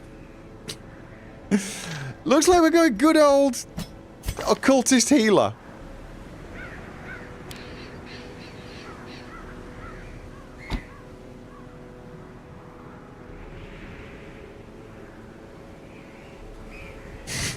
I hate occultist healer, I really do. Okay, who are we taking with the occultist healer? Mr. Maddyman. Bit of damage. He could do with a little stress reduction, so... Nikki D.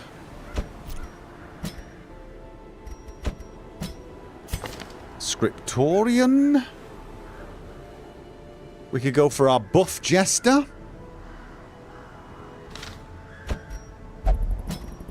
And then good old tanky tankness with fail, win. Tiger Eyes, maybe? He's better in the ruins. Let's have a look. No. Actually, what about Woodclaw? More of a ruins character as well.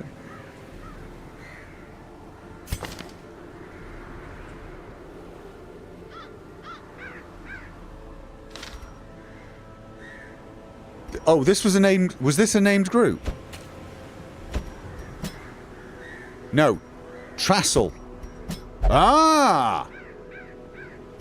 Oh, that means we got to take it, doesn't it? That's kind of the rule. Okay, so...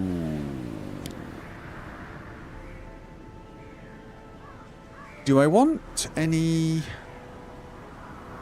lunging and so on and so forth? I feel like no. I feel like I could just do better when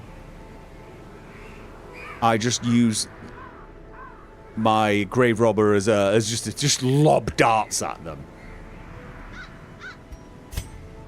And of course, just hack, absolutely hack. Everyone, 2 pieces. Oh, self-heal, probably useful. Yeah, we don't have a huge number of self-heals. That's the only problem, and we're relying on him. Oh. OCC in position 2 for hands is good.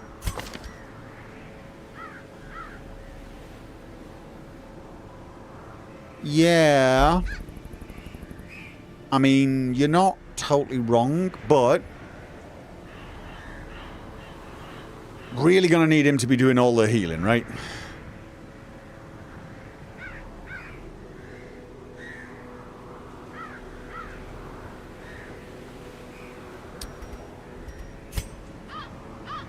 And we sort of need... These 2 positions are perfect for these guys. I think I'm just going to go with that, just partly because I know it.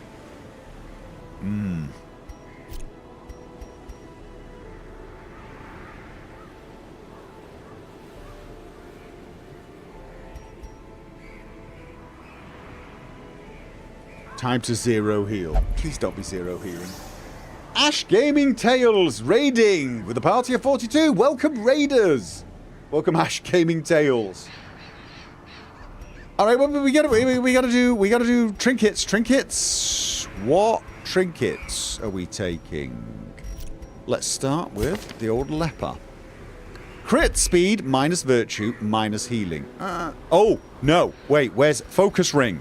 Leper focus ring, right? Position 4 is accuracy and speed.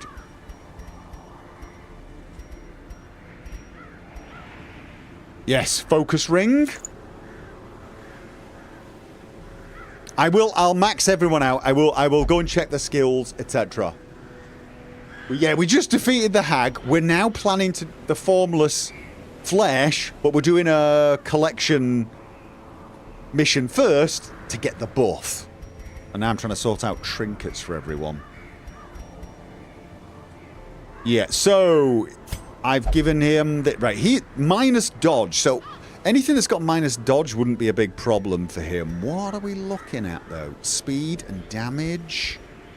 He's stun. No, forget dodge.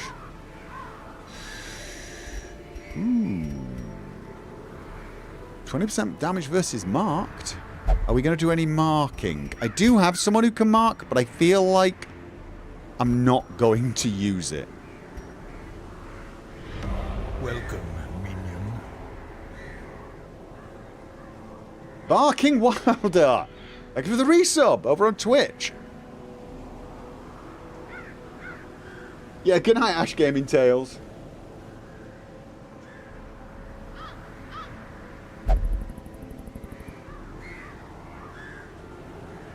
I'm guessing you've just done some probably darkest dungeon, right? So anyway, guys, we can make the leper unstunnable. Yeah, I mean, is that a good option? Unstunnable? I feel like making the leper... Oh, mind you. It wants to increase his dodge, but apparently his dodge is not very good anyway. But now it's actually good. Is it worth making him stun resistant? Or would it be better to make someone else stun resistant? Interesting ideas. Anyway, right, let's have a look at our grave robber. Dodge and accuracy, always nice. And then if we get some marking going, I just don't trust myself to actually get marking going at this point. I really don't. 2 speed, 3 damage. That's extra stress as well.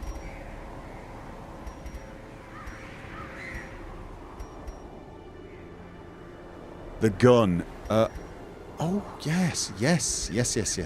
Thank you. Jester.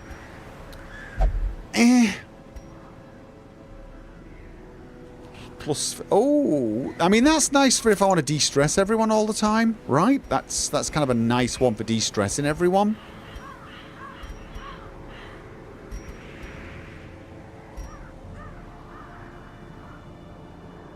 As long as we keep the torch going, that also means I could use something that gives a lot of stress. So what would be nice? Something that gives tons of healing skills. Oh, he doesn't have healing, unfortunately. Protection. I could give him protection so he doesn't take as much damage. Because I'm going to be using him more as a buffer. Oh, does he need accuracy at all? I mean, that would make him very hard to hit and kill. But, I mean, I don't know if I'm wrong. Oh, no, I do have some, don't I? I do have some. Yeah. But I generally speaking, feel like I'm going to be playing these two constantly. But I suppose I should. Plus 10% protection. I mean, Tough Ring's a nice option, actually.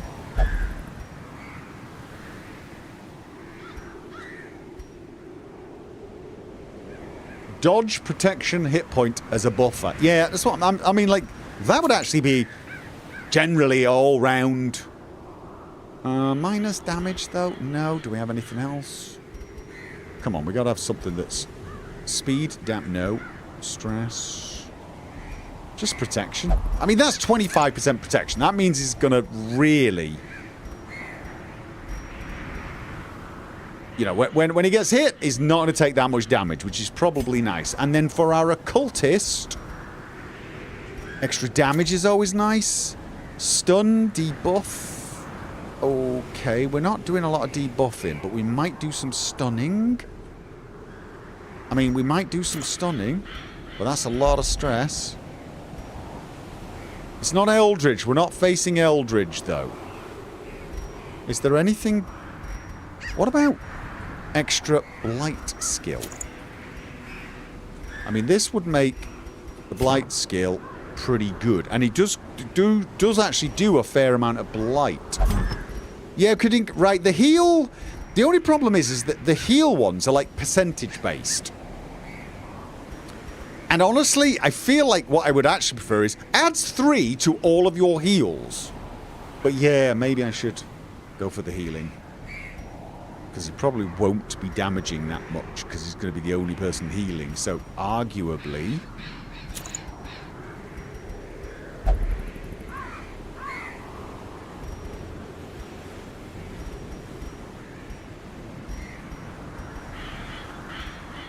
Do we have... Accuracy if in position 4, which he is.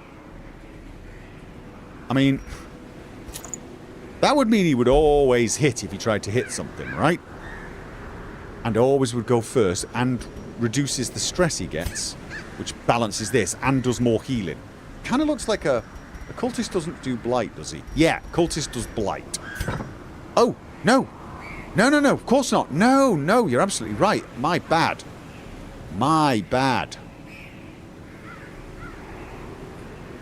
I'm thinking of the Plague Doctor, aren't I? Yeah, no. All right. Right, then in which case, there you go. Good. But he can mark. I just don't trust myself to do the marking. Right. Blacksmith, let's just make sure everybody is...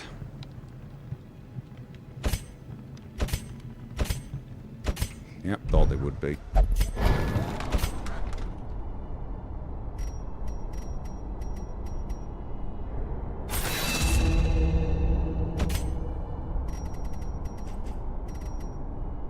Really don't lunge with Nicky D, but I feel like having the options sometimes is nice. Cure, Blight, Bleed, plus... Ooh. Out of curiosity, Cure, Blight, Bleed... That's only on self, though, right? It's only on self. Yeah.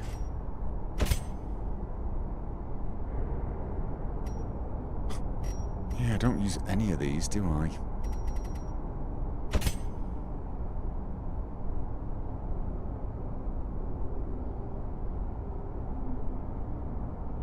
They all seem to be pretty much rocking, raring to go.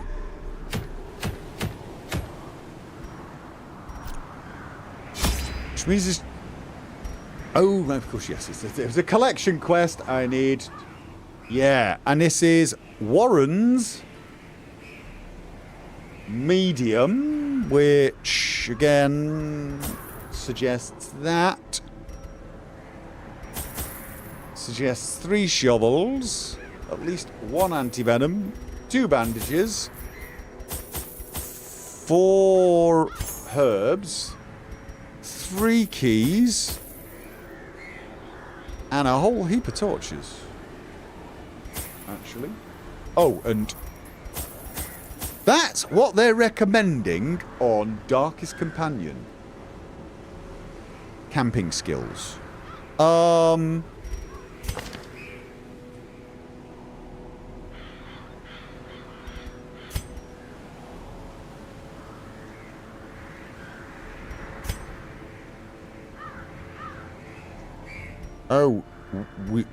yeah, no, not good. Not good. We only have one person who can stop a nighttime ambush. But it stresses everyone, so... But we got a de-stressor, so you know what? Doesn't matter, right? Doesn't matter. You'd get 2 more food. Yeah, I mean, I'm going to be absolutely honest with you. I think I'm going to just,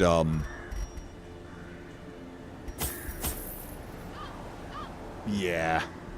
2 more food. I'm a bit worried about only 2 bandages and 1 bloody antivenom, but you know what? Alright. Got enough money, you see, at this point. But we're going to take a 5-minute break. I'm going to go top up on a drink. Back in a second, guys.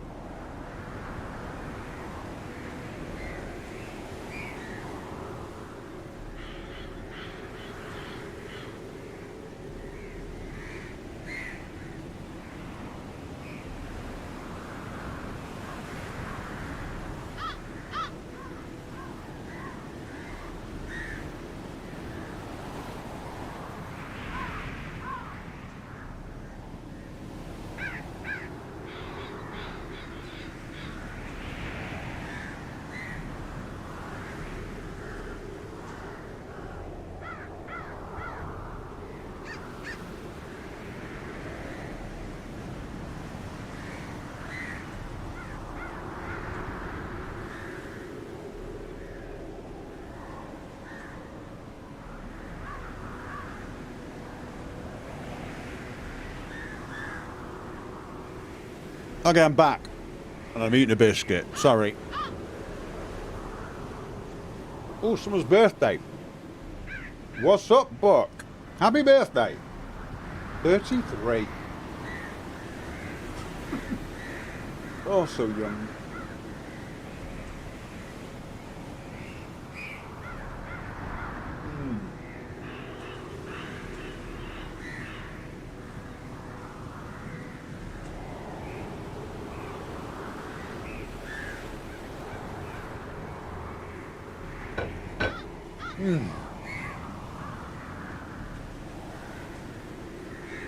Oh, this was a homemade biscuit. Chocolate chip cookie.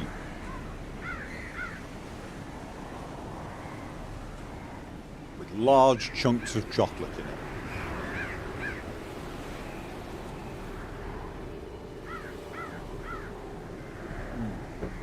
Oh. Right. So we're ready to go. Did I have I forgotten anything? Does anyone disagree with the current setup? Speak now or forever hold thy peace? Or just speak now or complain amazingly later on when there's absolutely nothing I can do about it. More food? You think more food? Are we really? Are we at that point now? Just take all the snacks. All right. I mean, I must admit, it does make it a little less stressful being able to just scoff heal. And I do seem to have. I mean, I've not been below 50 for a while, so. If I'm getting to this point now where it's all boss fights and planning for boss fights, now's the time to spend the money. Swine draw power from their horrid markings and crude idols. Tear them down. All right. Can these relic things, these quest items, can they be in battle rooms? Or can I say, it won't be there, and it's not going to be there or there? You don't think so? Right. So what I'm thinking then is, I've got no choice but to go there. Then the sensible thing is to go here, and then go down and hope I get a scouting. We've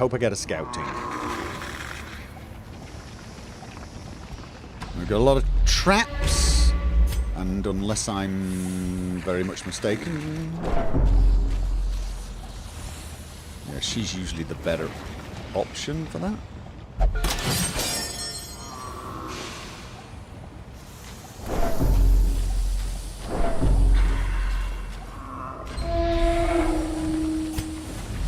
Alright. Scouting, nice. Oh, secret room. Secret room, Curio. Curio. Room battle with Curio. Obstacle. I can ignore the obstacle. Obstacle's pointless. This room's empty. And we do the secret door at the end. So we're going to be doing some backtracking, but because of the layout, I don't think that's too big of a problem. So basically what we'll do is we'll head down here, then we'll head across, and then depending on what we scout out, we'll make a decision later on. And we can do Curio runs if we really think it's worth it. Although I suspect it won't be.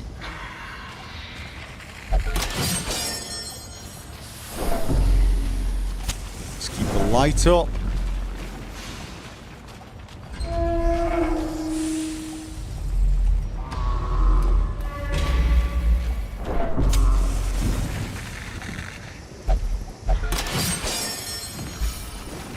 Alright, we got room battle with Curio.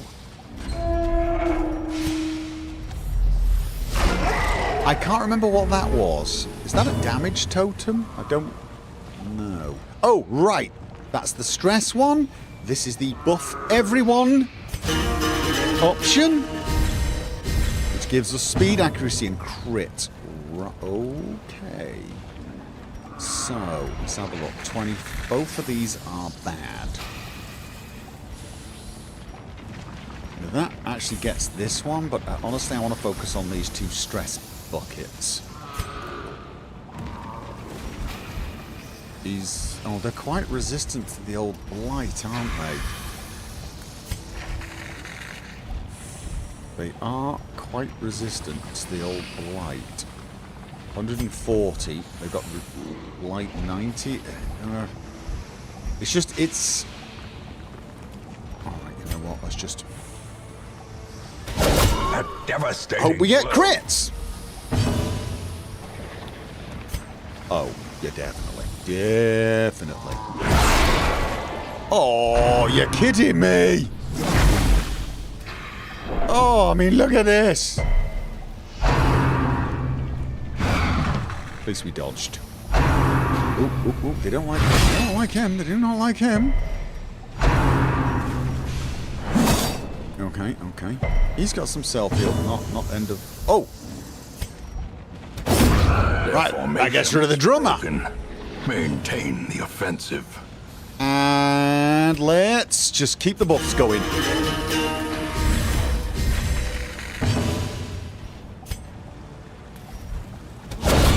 As the Okay, brilliant. We got the stressors out of the way. Blossoms. Is it worth healing when it's only 5? It's a tough call, isn't it? Could end up bleeding more than he heals. Masterfully executed. Wait, no, I clicked him. I clicked him. Holy, oh Dazed. my god. Reeling. About to break.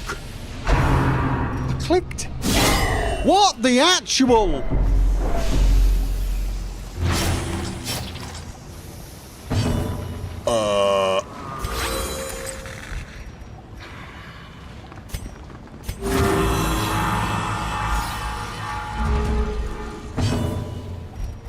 okay then.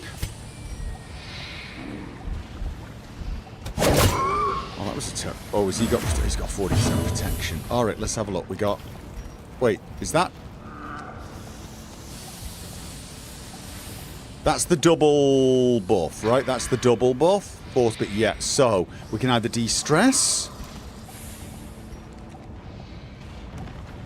you can't do... oh, you can only attack those 2. Alright, you know what? Precision and power. The bleed will finish him off. Alright. Come on. 14 will do as long as it don't bleed much. Oh, God, it really isn't good.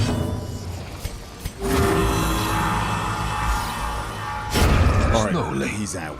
Gently. Oh, This no. is how a life is Dodging. taken. Good. Right. So.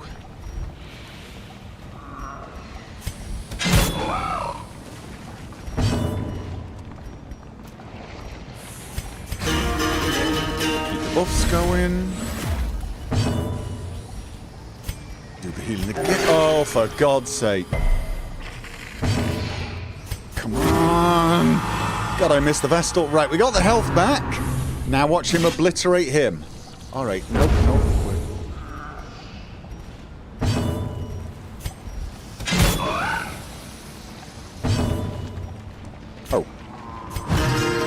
Oh, there's only one person de-stressing. Thought it was a team de-stress. I'm so used to the hound now, you see. Well struck.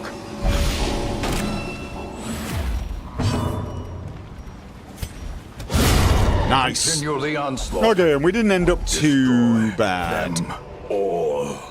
What the hell was this again? This was... is this a damage buff? Is this I can't remember if this was the damage buff. But I've definitely not used anything on it, or at least not successfully. I think I just use it and I get the damage buff, don't I? And I usually do it on the leper.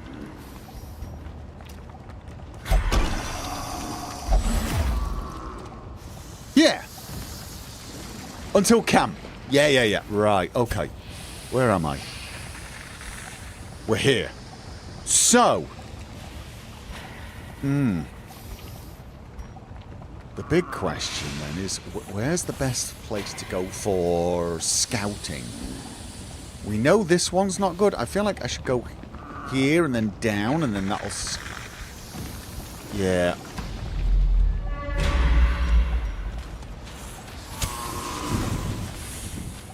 This was holy water. Oh, wait.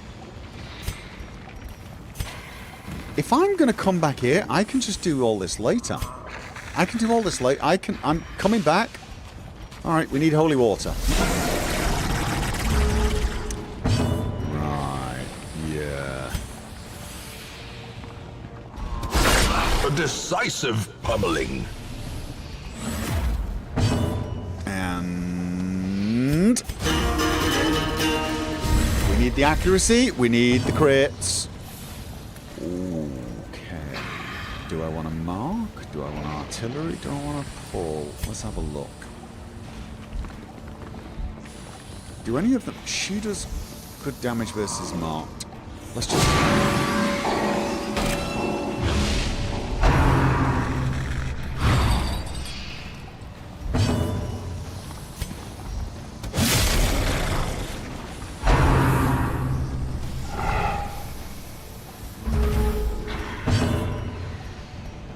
okay. Can we mark 2, or does it cancel the mark on the first one?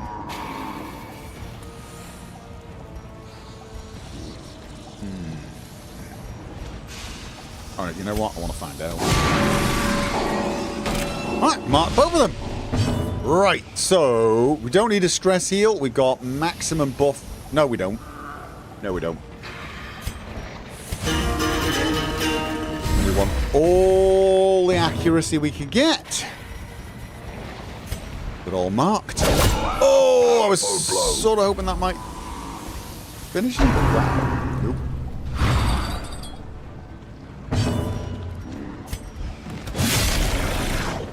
Probably should have focused all on one of them.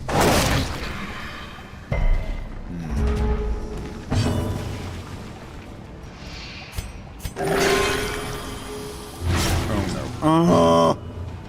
Almost did more bloody damage.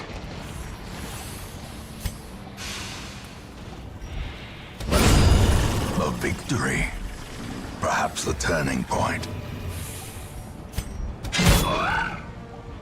Pretty sure that's going to do more damage than it actually healed.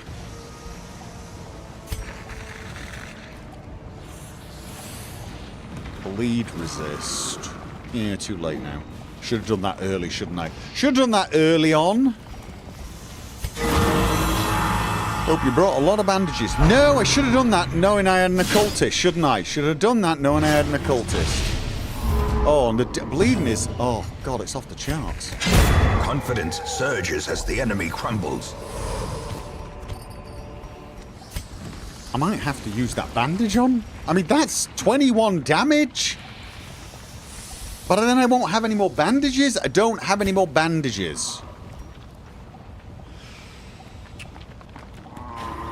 Damn, I should have brought like stacks of the bloody things, because that's just stupid amounts of damage. I can't suffer that. That's too much. Especially seeing as I've got 50% reduced healing for 3 rounds. Bloody hell. Okay, let's... no scouting. Alright then.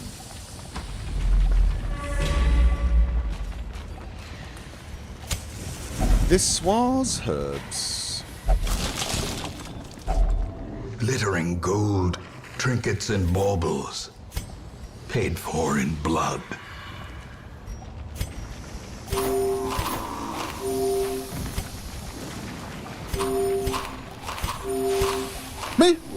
There we go. Food. Probably should have kept the bandage. Should have kept the bandage and used the food to recover from it. Right, these are not going to bleed. That might, but...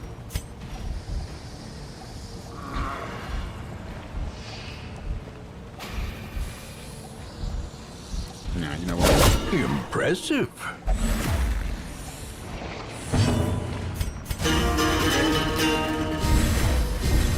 Who needs heals if you've got food? Yeah, I guess that's definitely one way to think about it. That'll end that, won't it? No, really? Only did one? It only did one. It did one.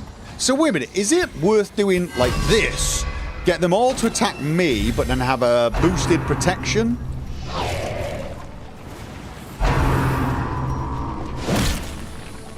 It might be. Because this also gives reduced chance of bleed, which works well with the occultist, right?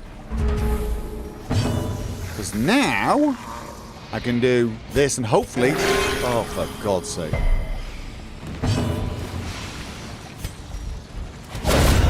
Annihilated.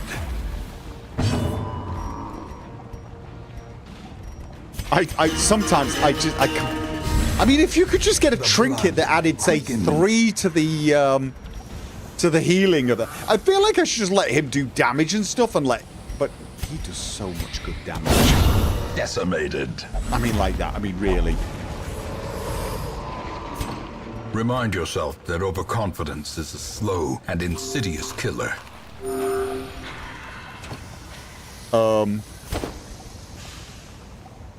Do I need crests? I do for one thing, but it's not actually for... The crests I need are not actually for the class-specific boost. It's for the thing that gives me 2 more respite points. Well, no, it is. If I have certain of 3 classes. That crest one feels so far away, I should not even think about it. I feel like...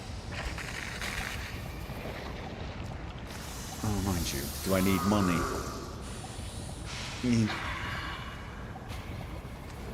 Deeds definitely need. Deeds I absolutely want because I want to get that last one thing, and I need quite a few of them. Crests I need like 300 or something. But it's for such a... Oh, you know what though? I want it.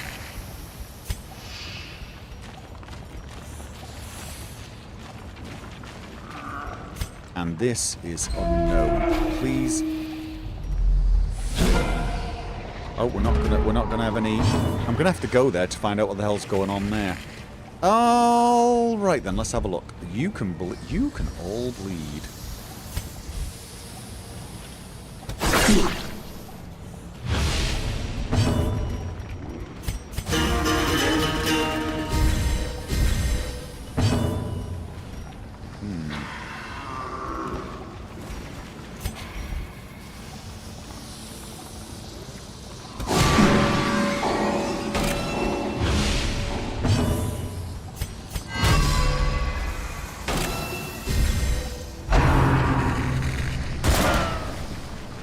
Okay. Oh, we're getting all the dodging going. This nice. Thank you. All right.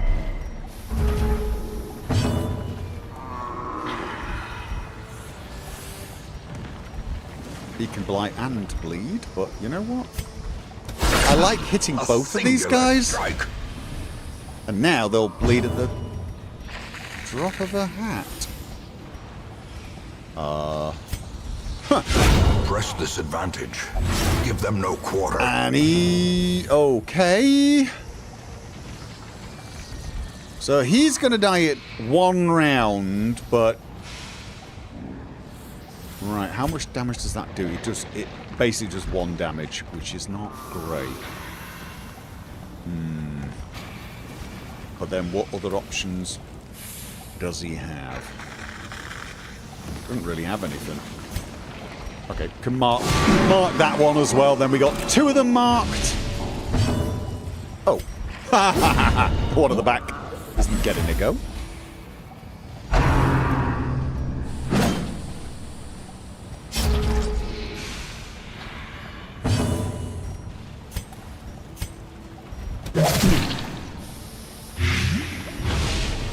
So he's gonna die. Can I heal him a time? No, you know what?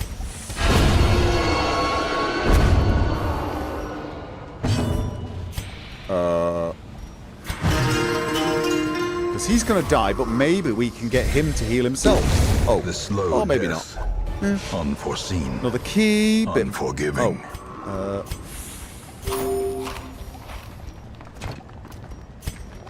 Right. Oh. I can camp. I keep forgetting I can camp. But I've not been here. Alright. Gotta go here just to check. Right, we're walking back here anyway.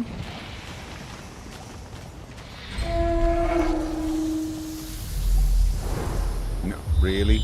Okay, well, let's have a look. Curio. Quest location. Alright. Thing is I can nip and get this. I can avoid this battle. I can avoid this battle and just nip in, get the quest location, and then nip back and get that one. Quest location there.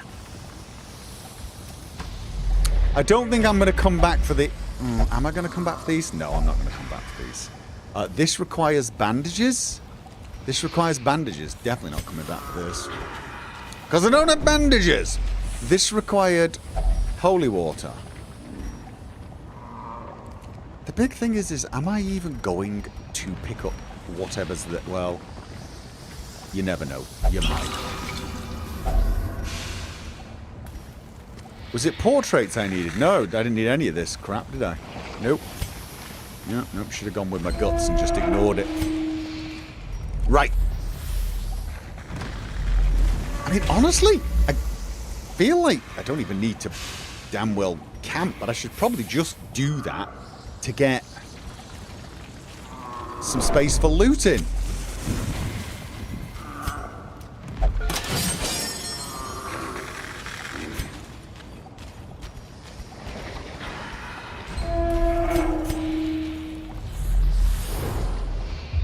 Wait. Oh. It's a quest location, but I don't need a battle for it? It's this, right? It's this. Okay. So we've got... This is a room battle with treasure. Alright, we've got one quest location there. Which means... Basically... We've got to go up there for that other quest. Camp here for two... I mean, we could camp here because, frankly, I've got a battle there. We don't know what we've got there. But other than that, maximum 3 battles, right? I can get this quest location, these curios, and the secret door, and that curio. I mean, I don't want to do too much wandering around for stuff. I really don't, but yeah, I'm thinking,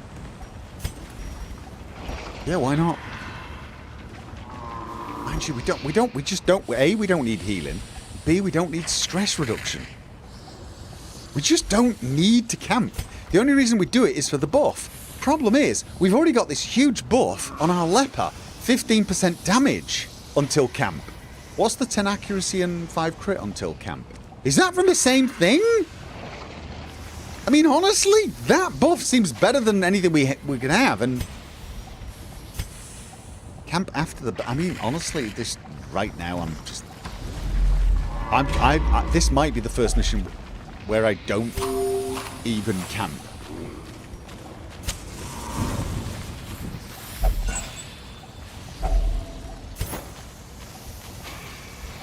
Alright, got a battle here with treasure. We won't open the treasure yet. We'll go up there and then we'll start coming back down. Okay. So, do I want to go for bleeds or do I just want to start doing large damage? It's like poison darts do way less damage, but they can set up good amount of blight. Nah, you know what? Let's get rid of him. He's the stress.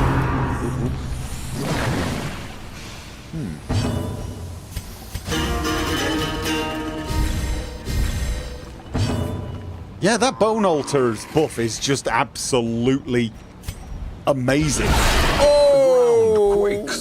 Oh. I feel like that's mocking me.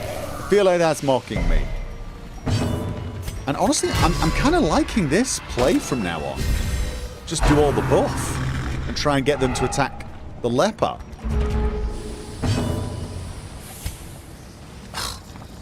It's annoying, but I want to finish him off.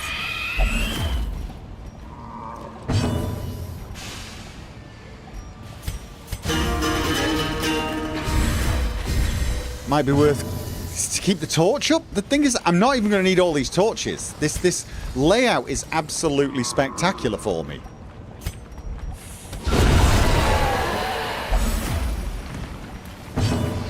It almost could not be better.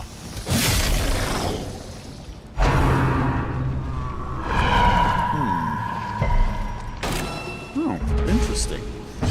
Really doesn't like...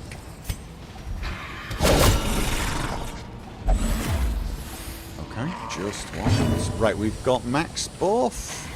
We don't have any stress. Oh, is this big enough? That yes, it is. Okay. Oh, nice hit. Didn't bleed though. Oh, they're resistant to bleed. Oh, probably should do a bit of... Oh. No, you know what? Unless they're really damaged, I'm going to rely on food for healing. I really think that's the way to go. Oh, see, now we heal. That was a big one. Yeah, actually, oddly enough, think... Oh. The bigger the beast, the greater the glory.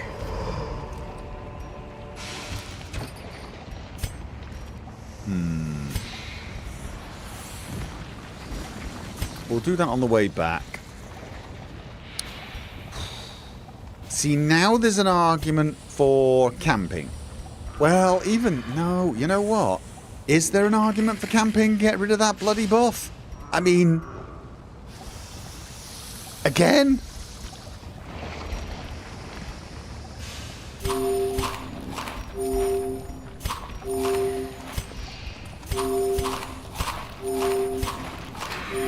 And I've still got 13 bloody food left. It's just not worth it, is it? I really feel like I don't need to camp. The only reason for doing so is to... Right, okay. Books we ignore anyway. So what the hell is in here? It's got to be the quest item. It's got to be. But no. Where the hell's my quest? Oh, it's got to be here. Is that... It's got to be there. It's got to be there. I mean, this is what I'm getting at. I feel like I'm not really seeing any need to rest. I mean, I could drop this just to pick up crap.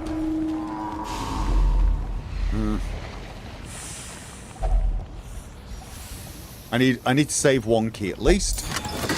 I've got my holy... Packs laden with loot are often low on supplies. Here's the thing.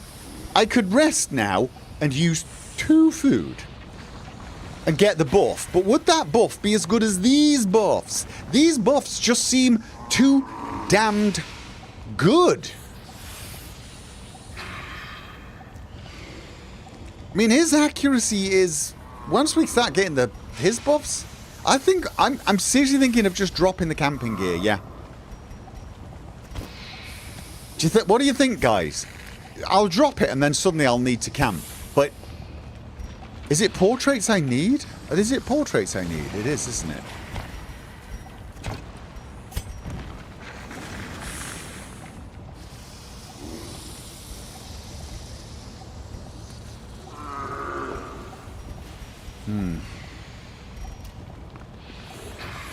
No need for camping. Alright. Dropped up. In Radiance, may we find victory. Yeah, there you go. Shall I drop the sapphire, or do you think as soon as I do that, I'll get 3 more? I'll get 3 more, won't I? No. I do not want to give this game a chance to annoy the snot out of me. Alright? Alright, well, we know it's got to be up here anyway, so we know where we're going. Oh, no, it could be along here. I've not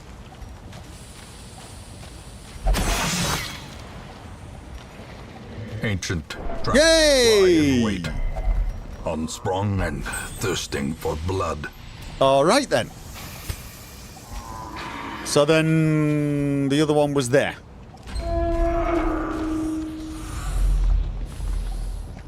So I don't need to go there. I mean, honestly, we're done. We are done. Right. Let's As have a the look. light gains purchase, This was spirits holy are water, lifted, which I've got 3 of. purpose is made clear. I mean, brilliant. I mean, this is it. We're going to go south and do the quest location and maybe a curio and then backtrack. Because at this point, I don't care about a bit of stress. Just don't.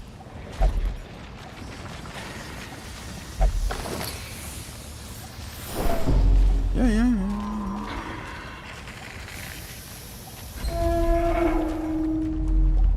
This has been a bizarrely... Okay. Oh, and we've even got this, which we can go for. It's a sack. We don't need anything for it. This, we need a key. Finding the stuff is only the first test. And Now it must be carried home. we don't need anything else. The match is struck. What A can I blazing drop? I star can is drop born. bloody anything. I'm gonna drop anti-venom and keys. I mean, I'm literally gonna go and pick up the. There's a curio there. I'm just gonna go pick it up. So it doesn't actually matter what the hell I drop.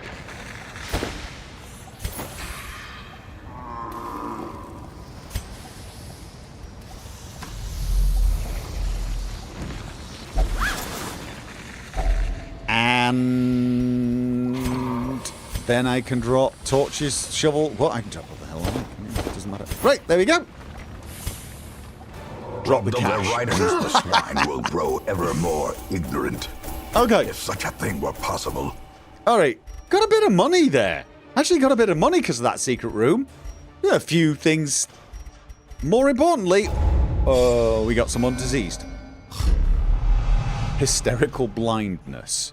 Oh. I mean, that's not actually the worst thing to have, as long as you don't get stressed, but we're going to cure it anyway. Mankind hater. Torn rotator. Now, my occultists rarely do melee damage, but I feel like just get rid of that one. Because you do, there is a decent skill with them. Yeah, I'm just going to get rid of that one. Mankind hater might be worth keeping. Maybe. But no one's told me to do that so far. The twisting tunnels no longer exhale the toxic stench of degeneracy. Sanitarium, Nikki D. And was it? No, it was angry. Got torn rotator. Yeah, I mean, I feel like, just one of those ones. I don't want it to get locked in. And apart from that, I don't think anything here. I mean, mankind hater, keep it, but is that? I've got. Yeah, that was a very, very. Oh, I forgot to take trinkets off them. That was an oddly. Oh. That was an oddly... Wait. Yeah, what have we got? Bumper crop. Bumper crop. No. We'd be doing that one next. That's the one we're doing. And we already have... Ocean Gaming. Where are... Oh, FK's ready. FK is ready. I'm just going to do a double check. Clutch hitter, early riser, natural swing, precise striker, ruins explorer. No, there's not. Oh, they're all ready. Early riser. Versus beast. Formless flesh. Is formless flesh beast? The only reason I'm thinking of not taking Ocean now is that Ocean does have a tiny bit of stress. Doesn't seem to be... Oh, it is... Wait a minute, Warren's. Warren's Adventurer, less stress. She's got a slight benefit. She's got a... I mean, how much stress have we got there? We got 5. I really don't feel like it's worth worrying about the stress there. Flesh is Eldridge. Right. Okay.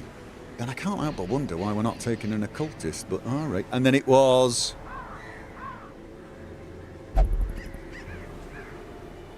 Doomer. Nibbanin. Hopefully Nibbanin's a bit less stressed now. Please be less stressed. Where are you? It's not that stressed.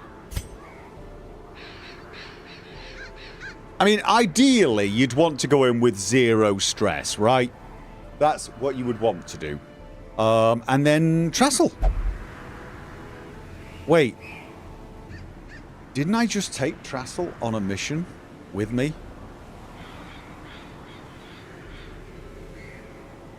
Or did I not? Wait, did I take Fail Fail Win on a mission with me? Who did I just take?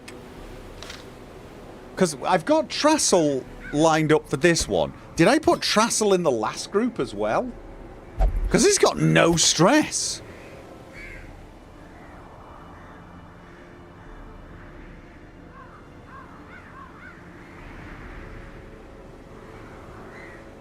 Five is fine. Yeah. But, I mean, I took Trassel in, didn't I? I didn't take Fail, Fail, Win. I took Trassel.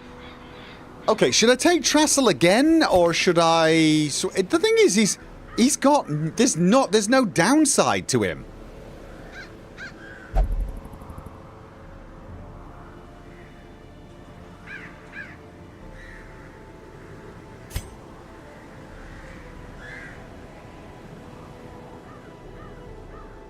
I mean, is Manslayer more useful than...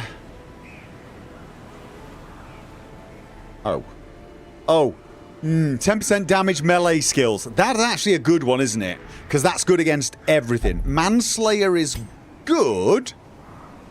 It gives you slightly more accuracy against humans. And crit. But the Formless Flesh is really not that... Well, it's not human. It's 10% melee damage. That's just good. That's just good. All right, then. So let's just have a look at them. Wait. Okay. Trassel. Everything's pimped. Oh, not pimped. Right. Oh, this is a guaranteed 3 heal. Yeah, alright. Blinding gas. Stun? It's not a bad one, is it? Plague grenade. And what else do I have? What else do I usually use with? Noxious blast, so I can hit the ones at the front. Yeah, and that goes up. More accuracy. More, yeah, just generally all. But honestly...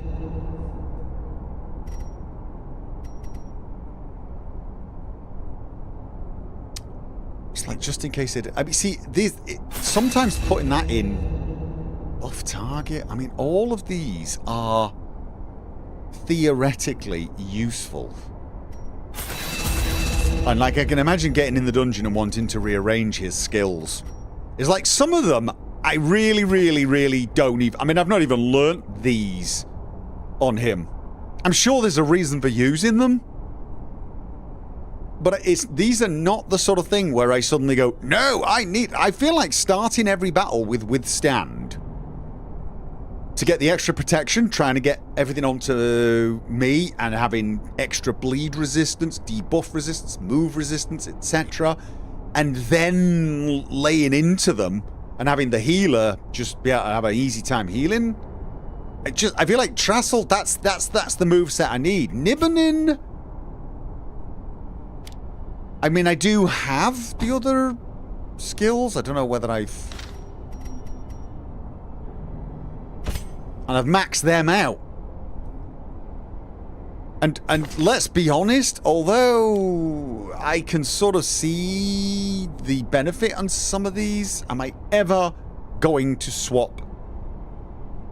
I don't feel like I'm ever going to take any of these off because it's just so goddamn useful the way I happen to play.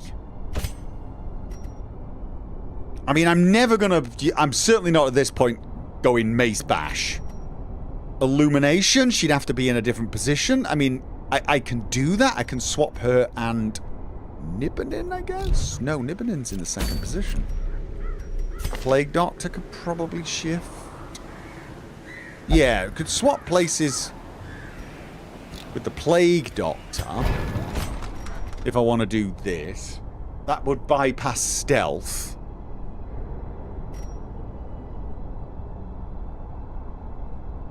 I mean, I'll take it as a hand of light. She'd really need to be at the front. So and that's not going to happen. Certainly not going to do that with this group, right? I mean, this group... There's no need to have her at the front doing Mace Bash. She's here to heal. She is there to heal. It just... And so this is I mean, the two heals are just too bloody useful. The stun is amazing, and having something she can just zap things and heal herself is useful. So honestly, hey, Quadico, morning, I guess. So yeah, then I don't need to upgrade them. Let's have a look. I've got a feeling they're all completely kitted out. I've got everyone kitted out. I think this is why I'm sort of slowly getting more money now. I'm going on these missions with people who are already totally... Am I ever going to take Phantom out at this rate? I have this weird feeling that from now on, I'm always going to find some sort of... I mean, Phantom needs to be on a yellow mission, or...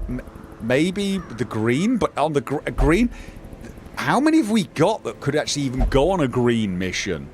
I don't think these guys will go on it, will they? And I'm not seeing yellow missions come up.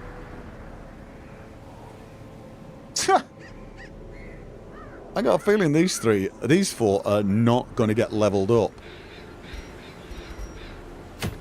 Right, so anyway, Formless Flesh. Let's see. We're going all the heal, right? We're going all the heal, but I don't want to reduce the stunning, so we'll just do this. That's ye old faithful. It works. For right, range skills, stun, and oh, that is a nice one, isn't it? I mean, I know part of the reason we're bringing the Plague Doctor is to cure Blight and Bleed, but having stuns and Blight, it's nice. Those are some solid damage things. So what else? Plus Blight skill? I mean, there's an option.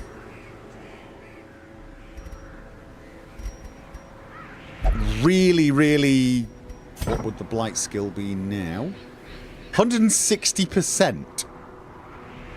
Question, though. In the Warrens, Piggies, they're not immune to Blight, are they? No, they're not.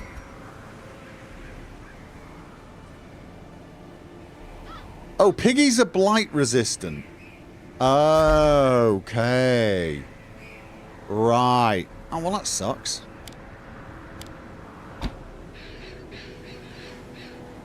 Then what else should I take, then? Just stuns? Stuns and bleeds? Pigs are resistant to Blight. And the Formless Flesh, probably the same.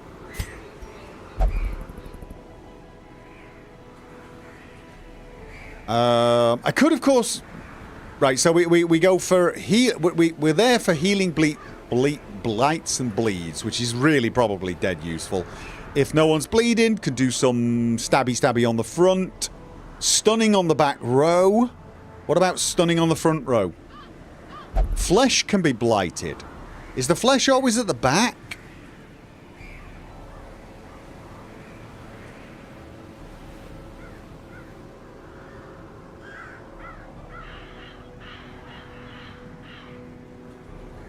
Flesh is the least resistant to blight. Alright, well, the thing is I can always change these is all rows. Oh. And can you do multiple... if I put it damage on multiple rows, it does more damage. So, Plague Grenade is actually useful against the flesh. Because it's doing 2 attacks, 6 per, whereas this one's just a 7. I mean, it sounds like what I should do is I should go in like this, and then when we get to the final boss, just... Actually... That's still the better option over this, isn't it? I mean, that does slightly more damage against one, but no, okay. Yeah, I remember that. Oh, that's the other reason we wanted Nibbin in, for bleeds. All right, so no, you know what? Let's build. Let's build. Oh, no. Let's build for... Stun and blight then. I mean, really, blight, if just absolutely make sure I land those blights on the boss, that'll be devastating, right?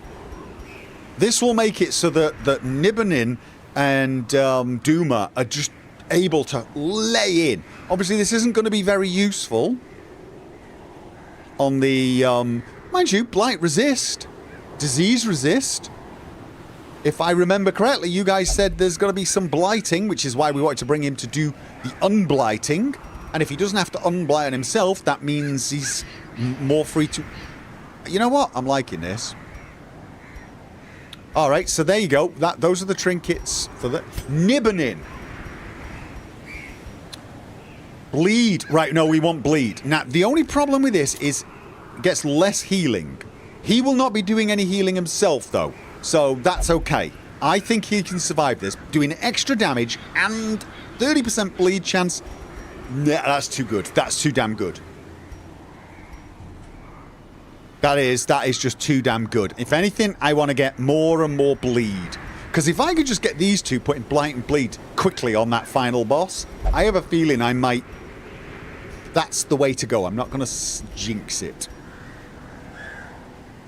Accuracy on range skills. I don't know whether that counts.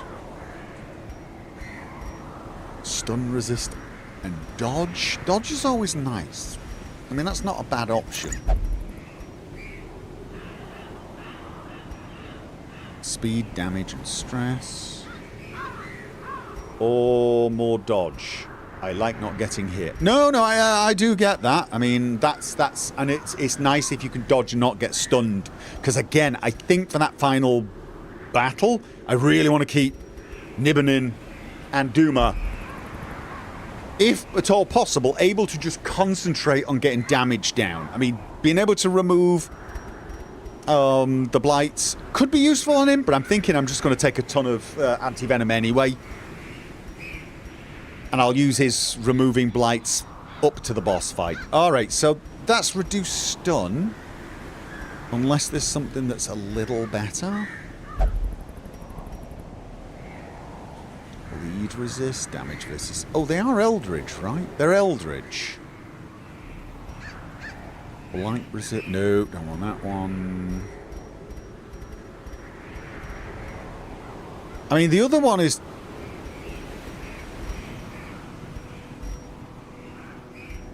I'm trying to find one. Isn't the one that gives bleed, extra bleed skills? Yeah, no, you know what? I think that's probably the best. Just make it very hard for him to get knocked out of the battle. And then for our leper, crit speed, but minus healing.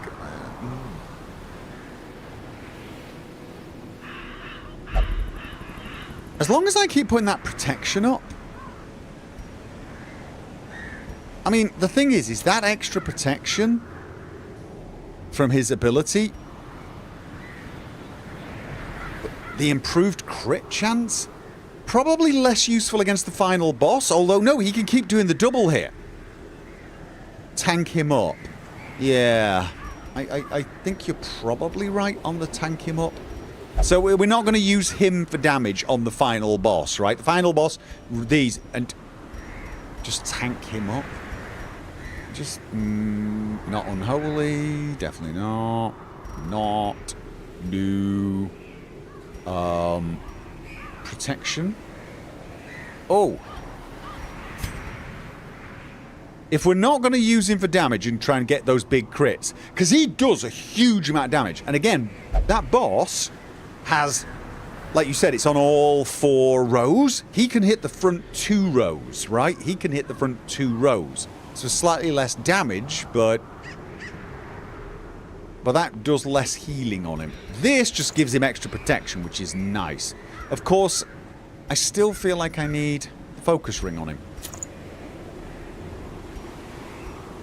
Or is that a bad idea? You see, this is...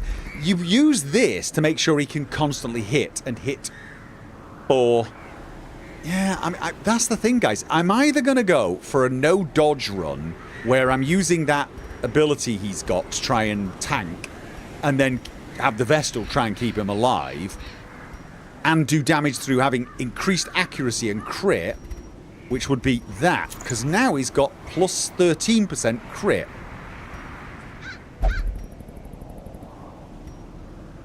If I'm going to go tank, I wouldn't want to do that then, would I? I would want to get something more, well, tanky.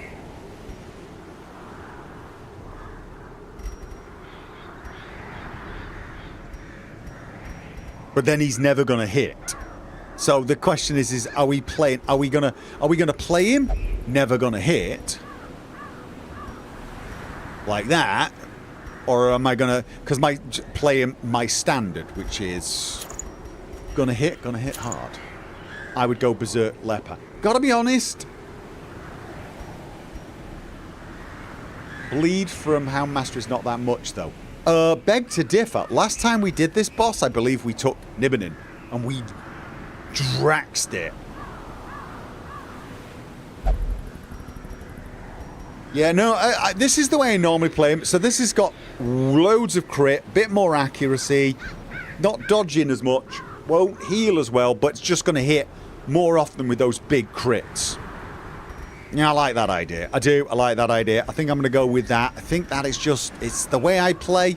He will get hit, but I'm going to keep using this that gives 30% protection and all the blight and bleed resist. He's also got good health pool, doesn't he? Isn't he one of the tougher characters? Isn't he one of the tougher characters? I can never remember where the hell to look for this.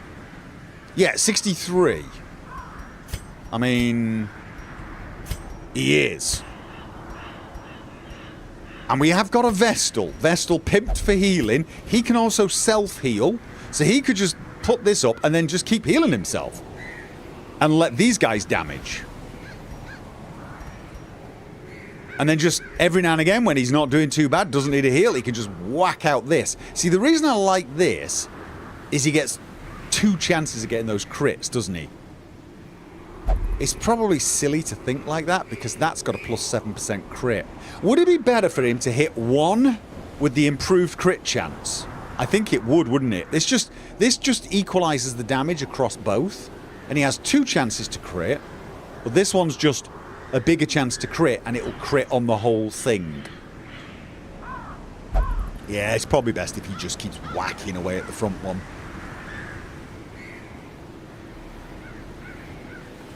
Yeah. And he does such insane damage, though. And of course, we will sleep before the fight and get all of the camping skills. What's he got? What? Oh, what?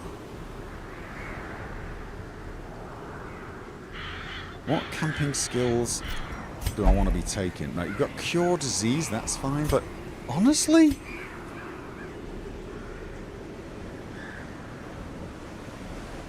We've got a very, very passive group here, don't we? Obviously, we're going to want Hound's Watch, but I feel like we're going to want Hound's Watch for 4. Maybe we'll have someone who's got a disease and we'll remove it, but possibly not. And maybe this one, plus accuracy and crit for 4 battles. That's the one we're going to definitely want. Just that one. Alright, so we've got 3, 4, 7. That's 7. And then nothing else is absolutely essential. We'll just pick something that's like either cure a disease or de-stress someone. Reflection camping skill is important to a leper. Yeah, I mean, that one looks like a no-brainer. De-stress himself, but also accuracy and crit. That's going to be amazing, because then he's got 20 accuracy and his crit chance goes up to 26. Ocean Gaming, I've got a buff.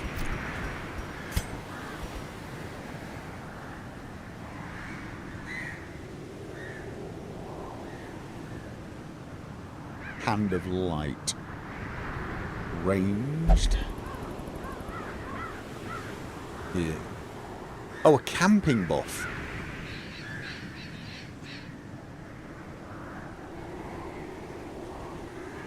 Oh, bless. More accuracy? I feel like giving that to something like Nibbanin or Duma, so that they hit, because, oh, his accuracy's not that good.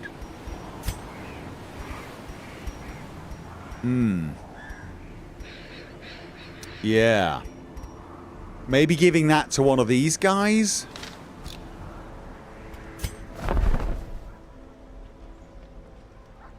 I'm thinking, yeah, give that, where is it? This one. One companion. Right. Yeah. Give that to... I am actually wondering, could you give that to 2? You could, but then you wouldn't be able to buff the leper. Oh, this is why the 2 extra respite points could be useful. Yeah, okay, so give that to possibly Duma, because his dodge is not quite as good. And the leper buffs self.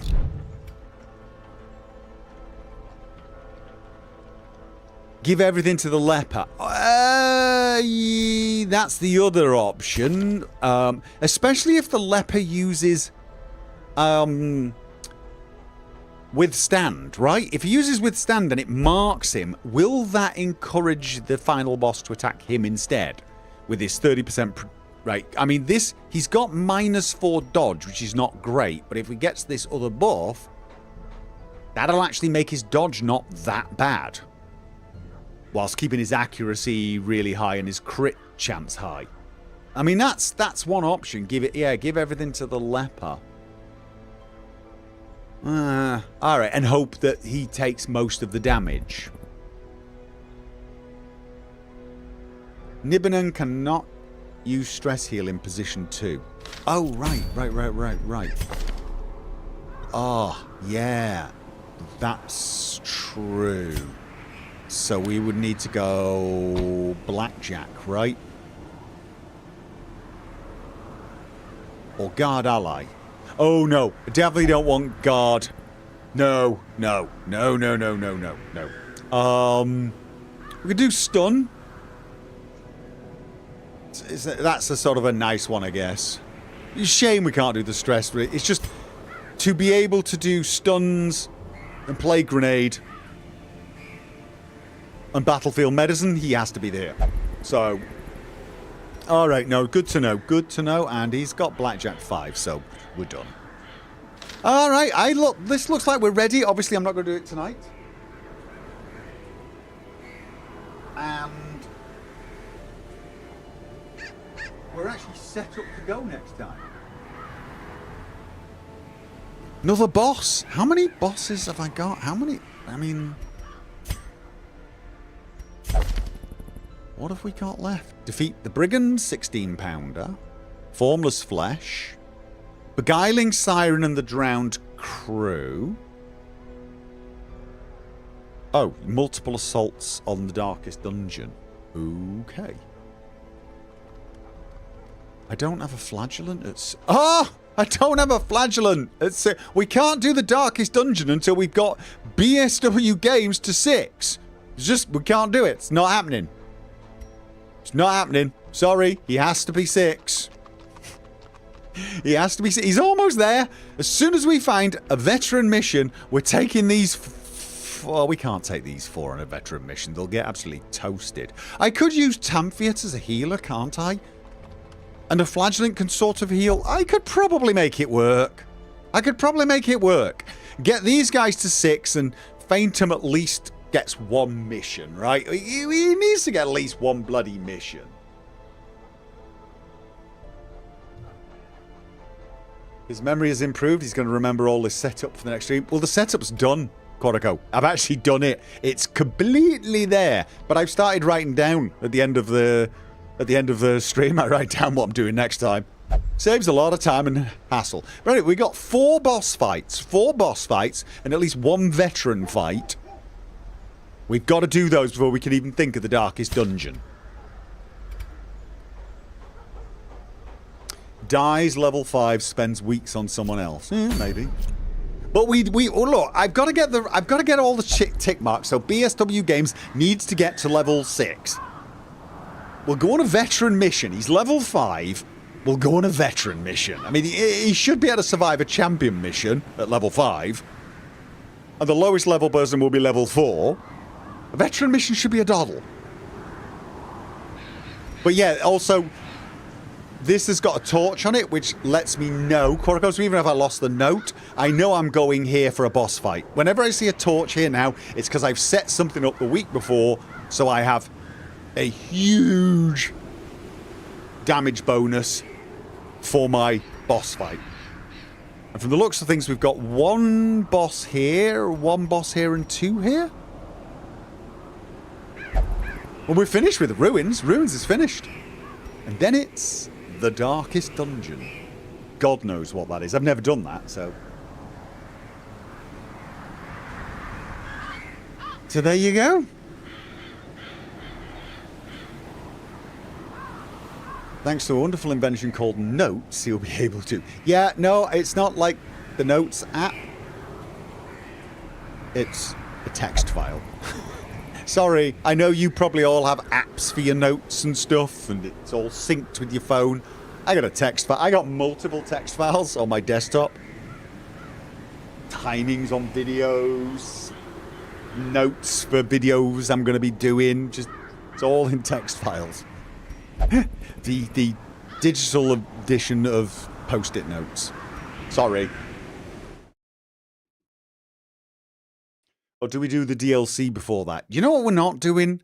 We're not going to do some DLC and get, like, all my best people killed.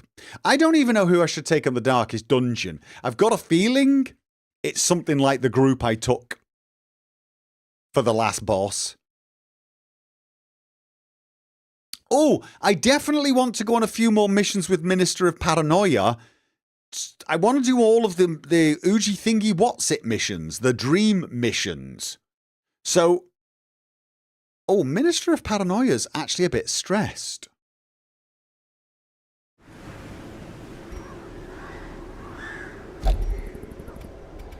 I'm thinking I should just de-stress her a little. Bad Gambler, Tippler will only drink. Oh, God. Right. I want to make sure she's available. Maybe next time we do a mission with, you know, going for a collection mission. We take her. I heard FK wants to go on the Darkest Dungeon, said one of the other Vestals. Alright. Yeah, because I want Minister of Paranoia to be ready because I've not done all of those missions yet. And honestly, I'm thinking we want lots. We've already got... I'm guessing for the Darkest Dungeon we want four of these, 5. Take all of these? I don't know how long they last. Is it one fight? But I'm guessing that the Darkest Dungeon is where I take all the Aegis scales. We've only got one dream left for the Shield Breaker. Right, so we want to have one of the collection missions, and we're going to do 4 more collection missions, because I'm sticking with this template. It's working well for me. It's working well for me. I mean, honestly, I know today's boss battle wasn't that hard in the end, but it could have been. You remove that 15% damage bonus, I probably would have got to the boss fight a little bit weaker. And in that boss fight, it would have taken a little bit longer. And we did come close to actually having a little bit of an issue losing someone, right? So I think going for a collection mission and then going for the boss fight is the way to do it. So we've got 4 boss fights. I've already done the collection for one of them. I've got 3 more collection missions to do, 3 more boss fights after the one next week. And definitely one of those missions I want Minister of Paranoia going on. And maybe more if we don't get the dream. And I want at least one veteran mission to get BSW games up. I want everything on the checkbox. And I wouldn't mind too much if I got... Where was it? Yeah, I'm never going to get 110 deeds. Yeah, I'd like to get the deeds as well. That would be really nice. I'd like this one. This one as well, but I feel like... Actually, I feel like I could get this before this. This is going to be the tough one to get. Yeah.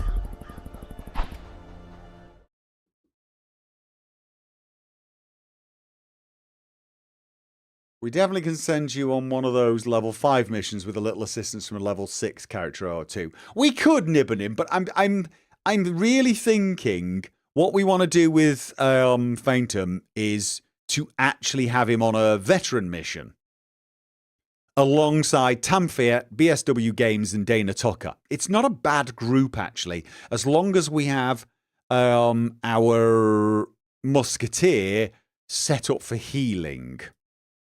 And BSW Games set up for healing as well, right? It's not going to be brilliant, but they are, like, because I'm not used to it. But if I get to a veteran mission, should be able to handle it with those levels, because we've got 3 level 5s and a level 4. That will get BSW Games to level 6. It'll actually get all 3 of the level 5s to level 6.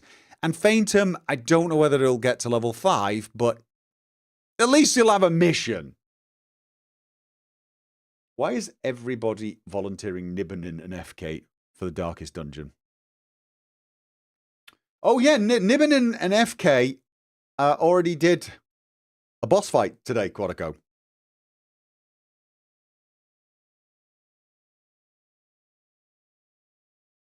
Yeah, no, we had a Nibbanin FK. It was Avery and I can't remember. Who did we have? Come on. Echoes. We had Echoes. That's right. We had Echoes. Grave Robber. So we actually had a bit of a mod boss fight.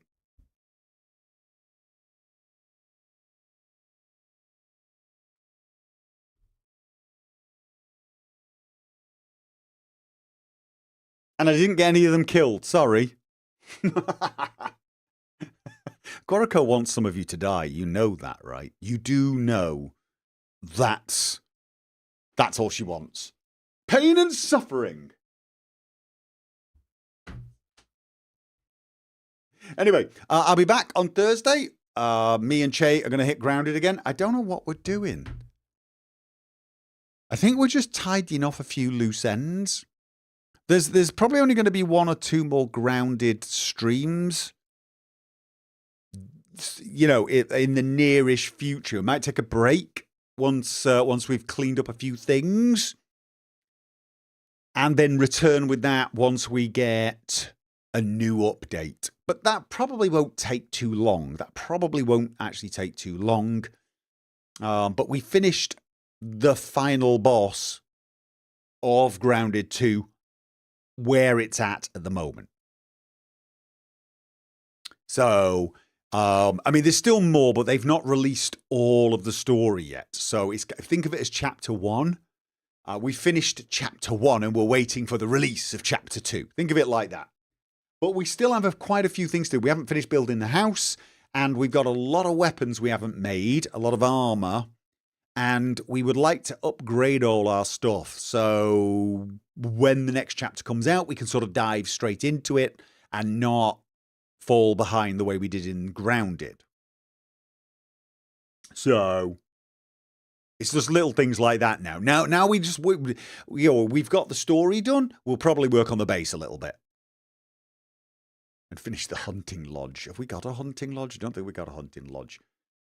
There's an update due in December.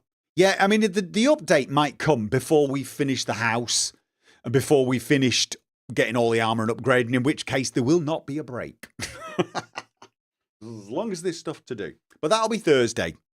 And obviously I'll be back with this on Sunday. And I'm going to have to start thinking about what I'm going to do once I finish this. I'm actually thinking of trying Expedition 33. Although I'm probably going to have to buy that because I've cancelled Game Pass and it ends, I think, in the middle of December. Oh my God, my neighbour has been jackhammering all morning. I'm losing my mind. Yeah, Koroko, I feel for you. Although I get this horrible feeling I want to one-up you and go, just one morning?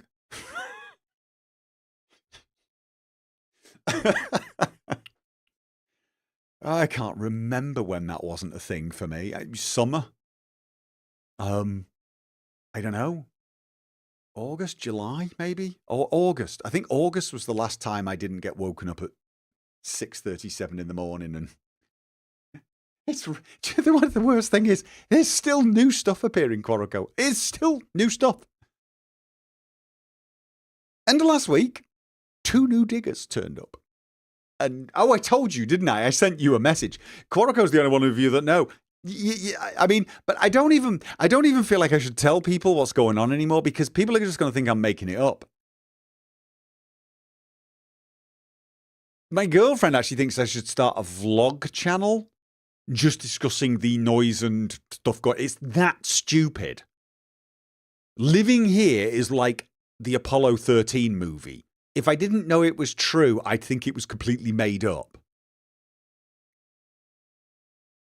Yeah, for those of you who are not Koroko, end of last week, Thursday or Friday, I can't remember which, probably Thursday, 2 new diggers arrived on the other side of the road. So they're like the geothermal digging, that had finished. The roadworks had finished. The windows, they're still working on the windows, but they've moved around the corner. The apartment upstairs, that's finished. The apartment next door's not finished, but they've done the worst of the construction. Well, destruction would be a better way of putting it. They're now at the stage where they've got electricians. Of course, that means a lot of sawing, a lot of drilling, and so it's still bloody noisy. It's still disturbing me. I really can't work during the day, but it's not skull pounding. And then 2 diggers arrived. Now, what I think it is, from where they're going, I think they're rebuilding the landscape where they were doing the geothermal drilling.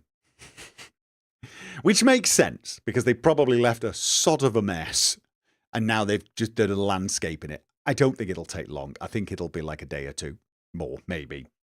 At this point, I don't think anyone could make this up. Yeah, so just, yeah. So basically, that's... Makes sense, but it's still absolutely ridiculous. Yeah, I just got to look at it this way, Quadico. At this point, there's not a lot else can go on. It's like you've got to assume at this point they don't have more planned roadworks here. They're not going to dig up the road again, yeah? At least not for a while. And the buildings on the other side have all got new windows, and they had they put balconies in on those blocks about 3 years ago. So that's done.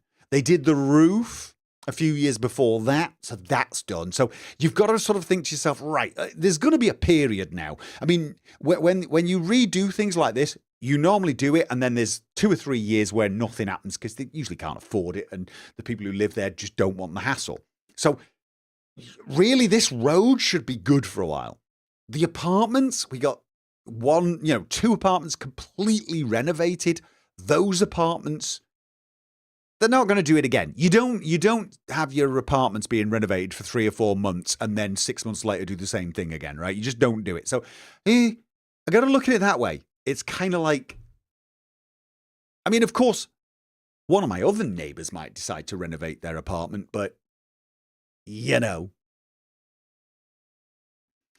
The thing is just in case anyone was thinking, why don't you move? It's because I could move somewhere and then 2 months later, roadworks appear and the buildings across the way start getting renovations. And I think when I'm looking at this from a statistical point of view, I feel like I've got less chance of there being more stuff appearing here than most places now, just because so bloody much has happened at one time. It kind of feels like, you know what I mean? It's like once you flipped a coin and got heads 25 times, I know logically the next flip is got 50-50 of going either way. But you have to sort of assume on something like this that's not, a 50-50 random choice. It's actually, you tend to want to do work on something if it needs work, and you do all the work at once. It won't need work for a while. So you've got less chance. Now, that might only be 3 buildings nearby and 2 apartments that almost certainly won't need work, but that's reduced the chance in this area. Yeah, I've got to look at it that way. I've got to look at the silver lining. Unless the work was done wrong. Larry, you're killing me. There is always something going on in your area. There might be, but it doesn't have to be something going on that stops me working, because that's been the absolute pain in the backside. I mean, I've managed to keep going on KCD, but it's mostly I end up getting recording started about 4:30, and then I finish the recording around 7. And then I come rushing out. My family have waited for me before eating, and then we all eat. And so it's been dead stressful for a few months, actually, for everyone in the house. Or if they've got to eat early, they eat without me, because that's the only time of the day where I could get done. But I've managed to stay quite far ahead in KCD. There will be 0 interruptions over the Christmas holidays, basically now. I'm pretty sure I've got that sorted.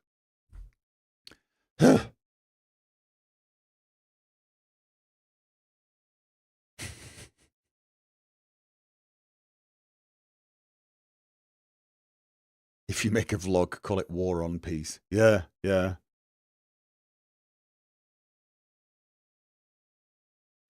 might be right, and that you'll be glad that so much happened at one time, better than spread out. Well, no, that's the problem, Youngstown. It didn't all happen at once. It's kind of been happening, like one thing would go on, and you'd see a note, and it's like, we're planning on working, and they'd say, we're for the next 7 weeks, and you'd think, oh, you're kidding me. And just towards the end of that 7 weeks, another note would go up, or actually, usually we wouldn't even know a note. We'd suddenly hear more work going on, and then go and find some notice somewhere saying, oh yeah, this is going on for another 5 weeks or 6 weeks. They somehow managed to get everything.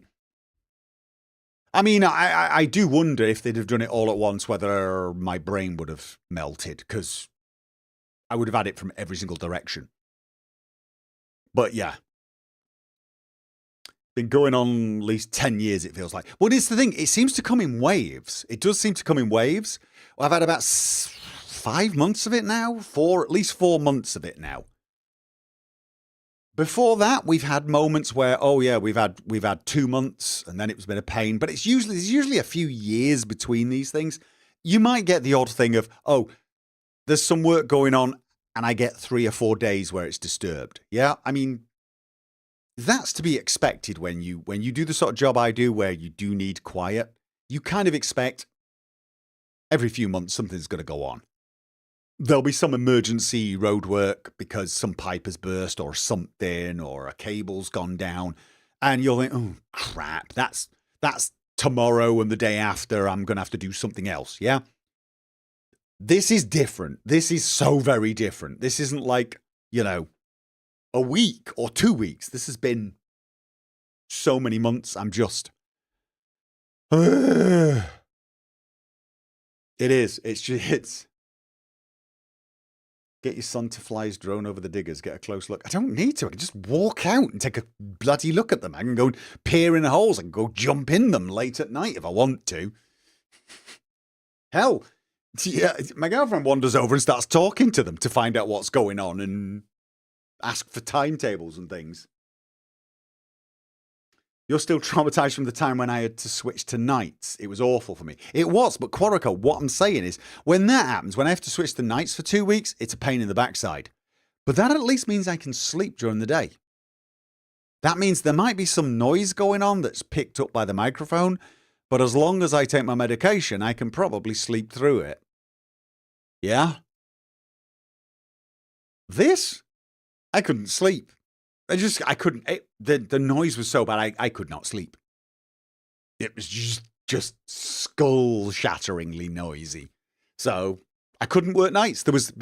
I couldn't have worked nights. Well, I could have worked nights, but I wouldn't have been able to sleep during the day. So I just wouldn't have survived. So it just was never an option, which is why I've not been able to start anything new. Well, that's not true. I'm sort of playing around with some new stuff at the moment. But I've not managed to break a lot of ground on it because I'm just doing the setup phase. And I'm still wanting to go back to Stalker 2. But again, I'm going to wait until I can literally guarantee it's just going to be no noise. And I can wake up, boot up the game, get everything set up, and then I could just sink into it without any stress and concentrate on the game.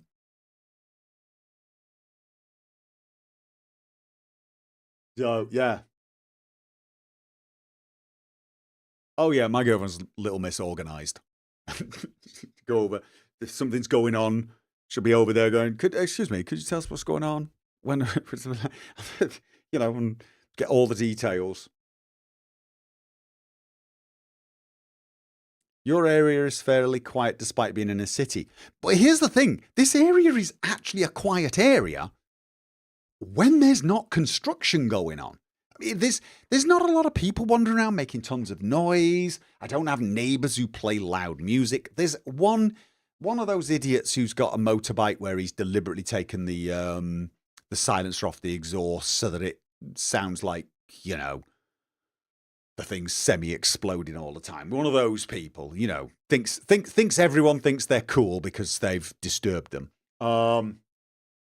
And that happens once every. Yeah, I mean, it's very, very seldom we hear it. It's just like, I think he takes it out to events or something. So it's like once every 3 or 4 months, you'll just suddenly hear this. And it'll go, and you'll hear him travel. And you can still hear him 300 meters later. And you think, like 5 in the morning or something as well, But that's it. And even that, I go, you know what? It's like I said, it's probably someone with an old bike and they're going to some show and I'm like, fine, people got to have fun. So it's not like it's every morning either, The area is relatively okay. So, but yeah, generally the area itself is quiet. It's just we've had a bunch of the neighbours decide now was the time to repair stuff or renovate all at once. It's just simply bad luck. That's it. Either that or they all got together and said, that guy over there, we keep seeing him through the window, sat on his computer, not sure what he's doing, but should we have some fun and make his life miserable for 5 months? That's the other explanation. I mean, and I'm not discounting that. But if I had to lay money on it, I'd say it was probably just bad luck.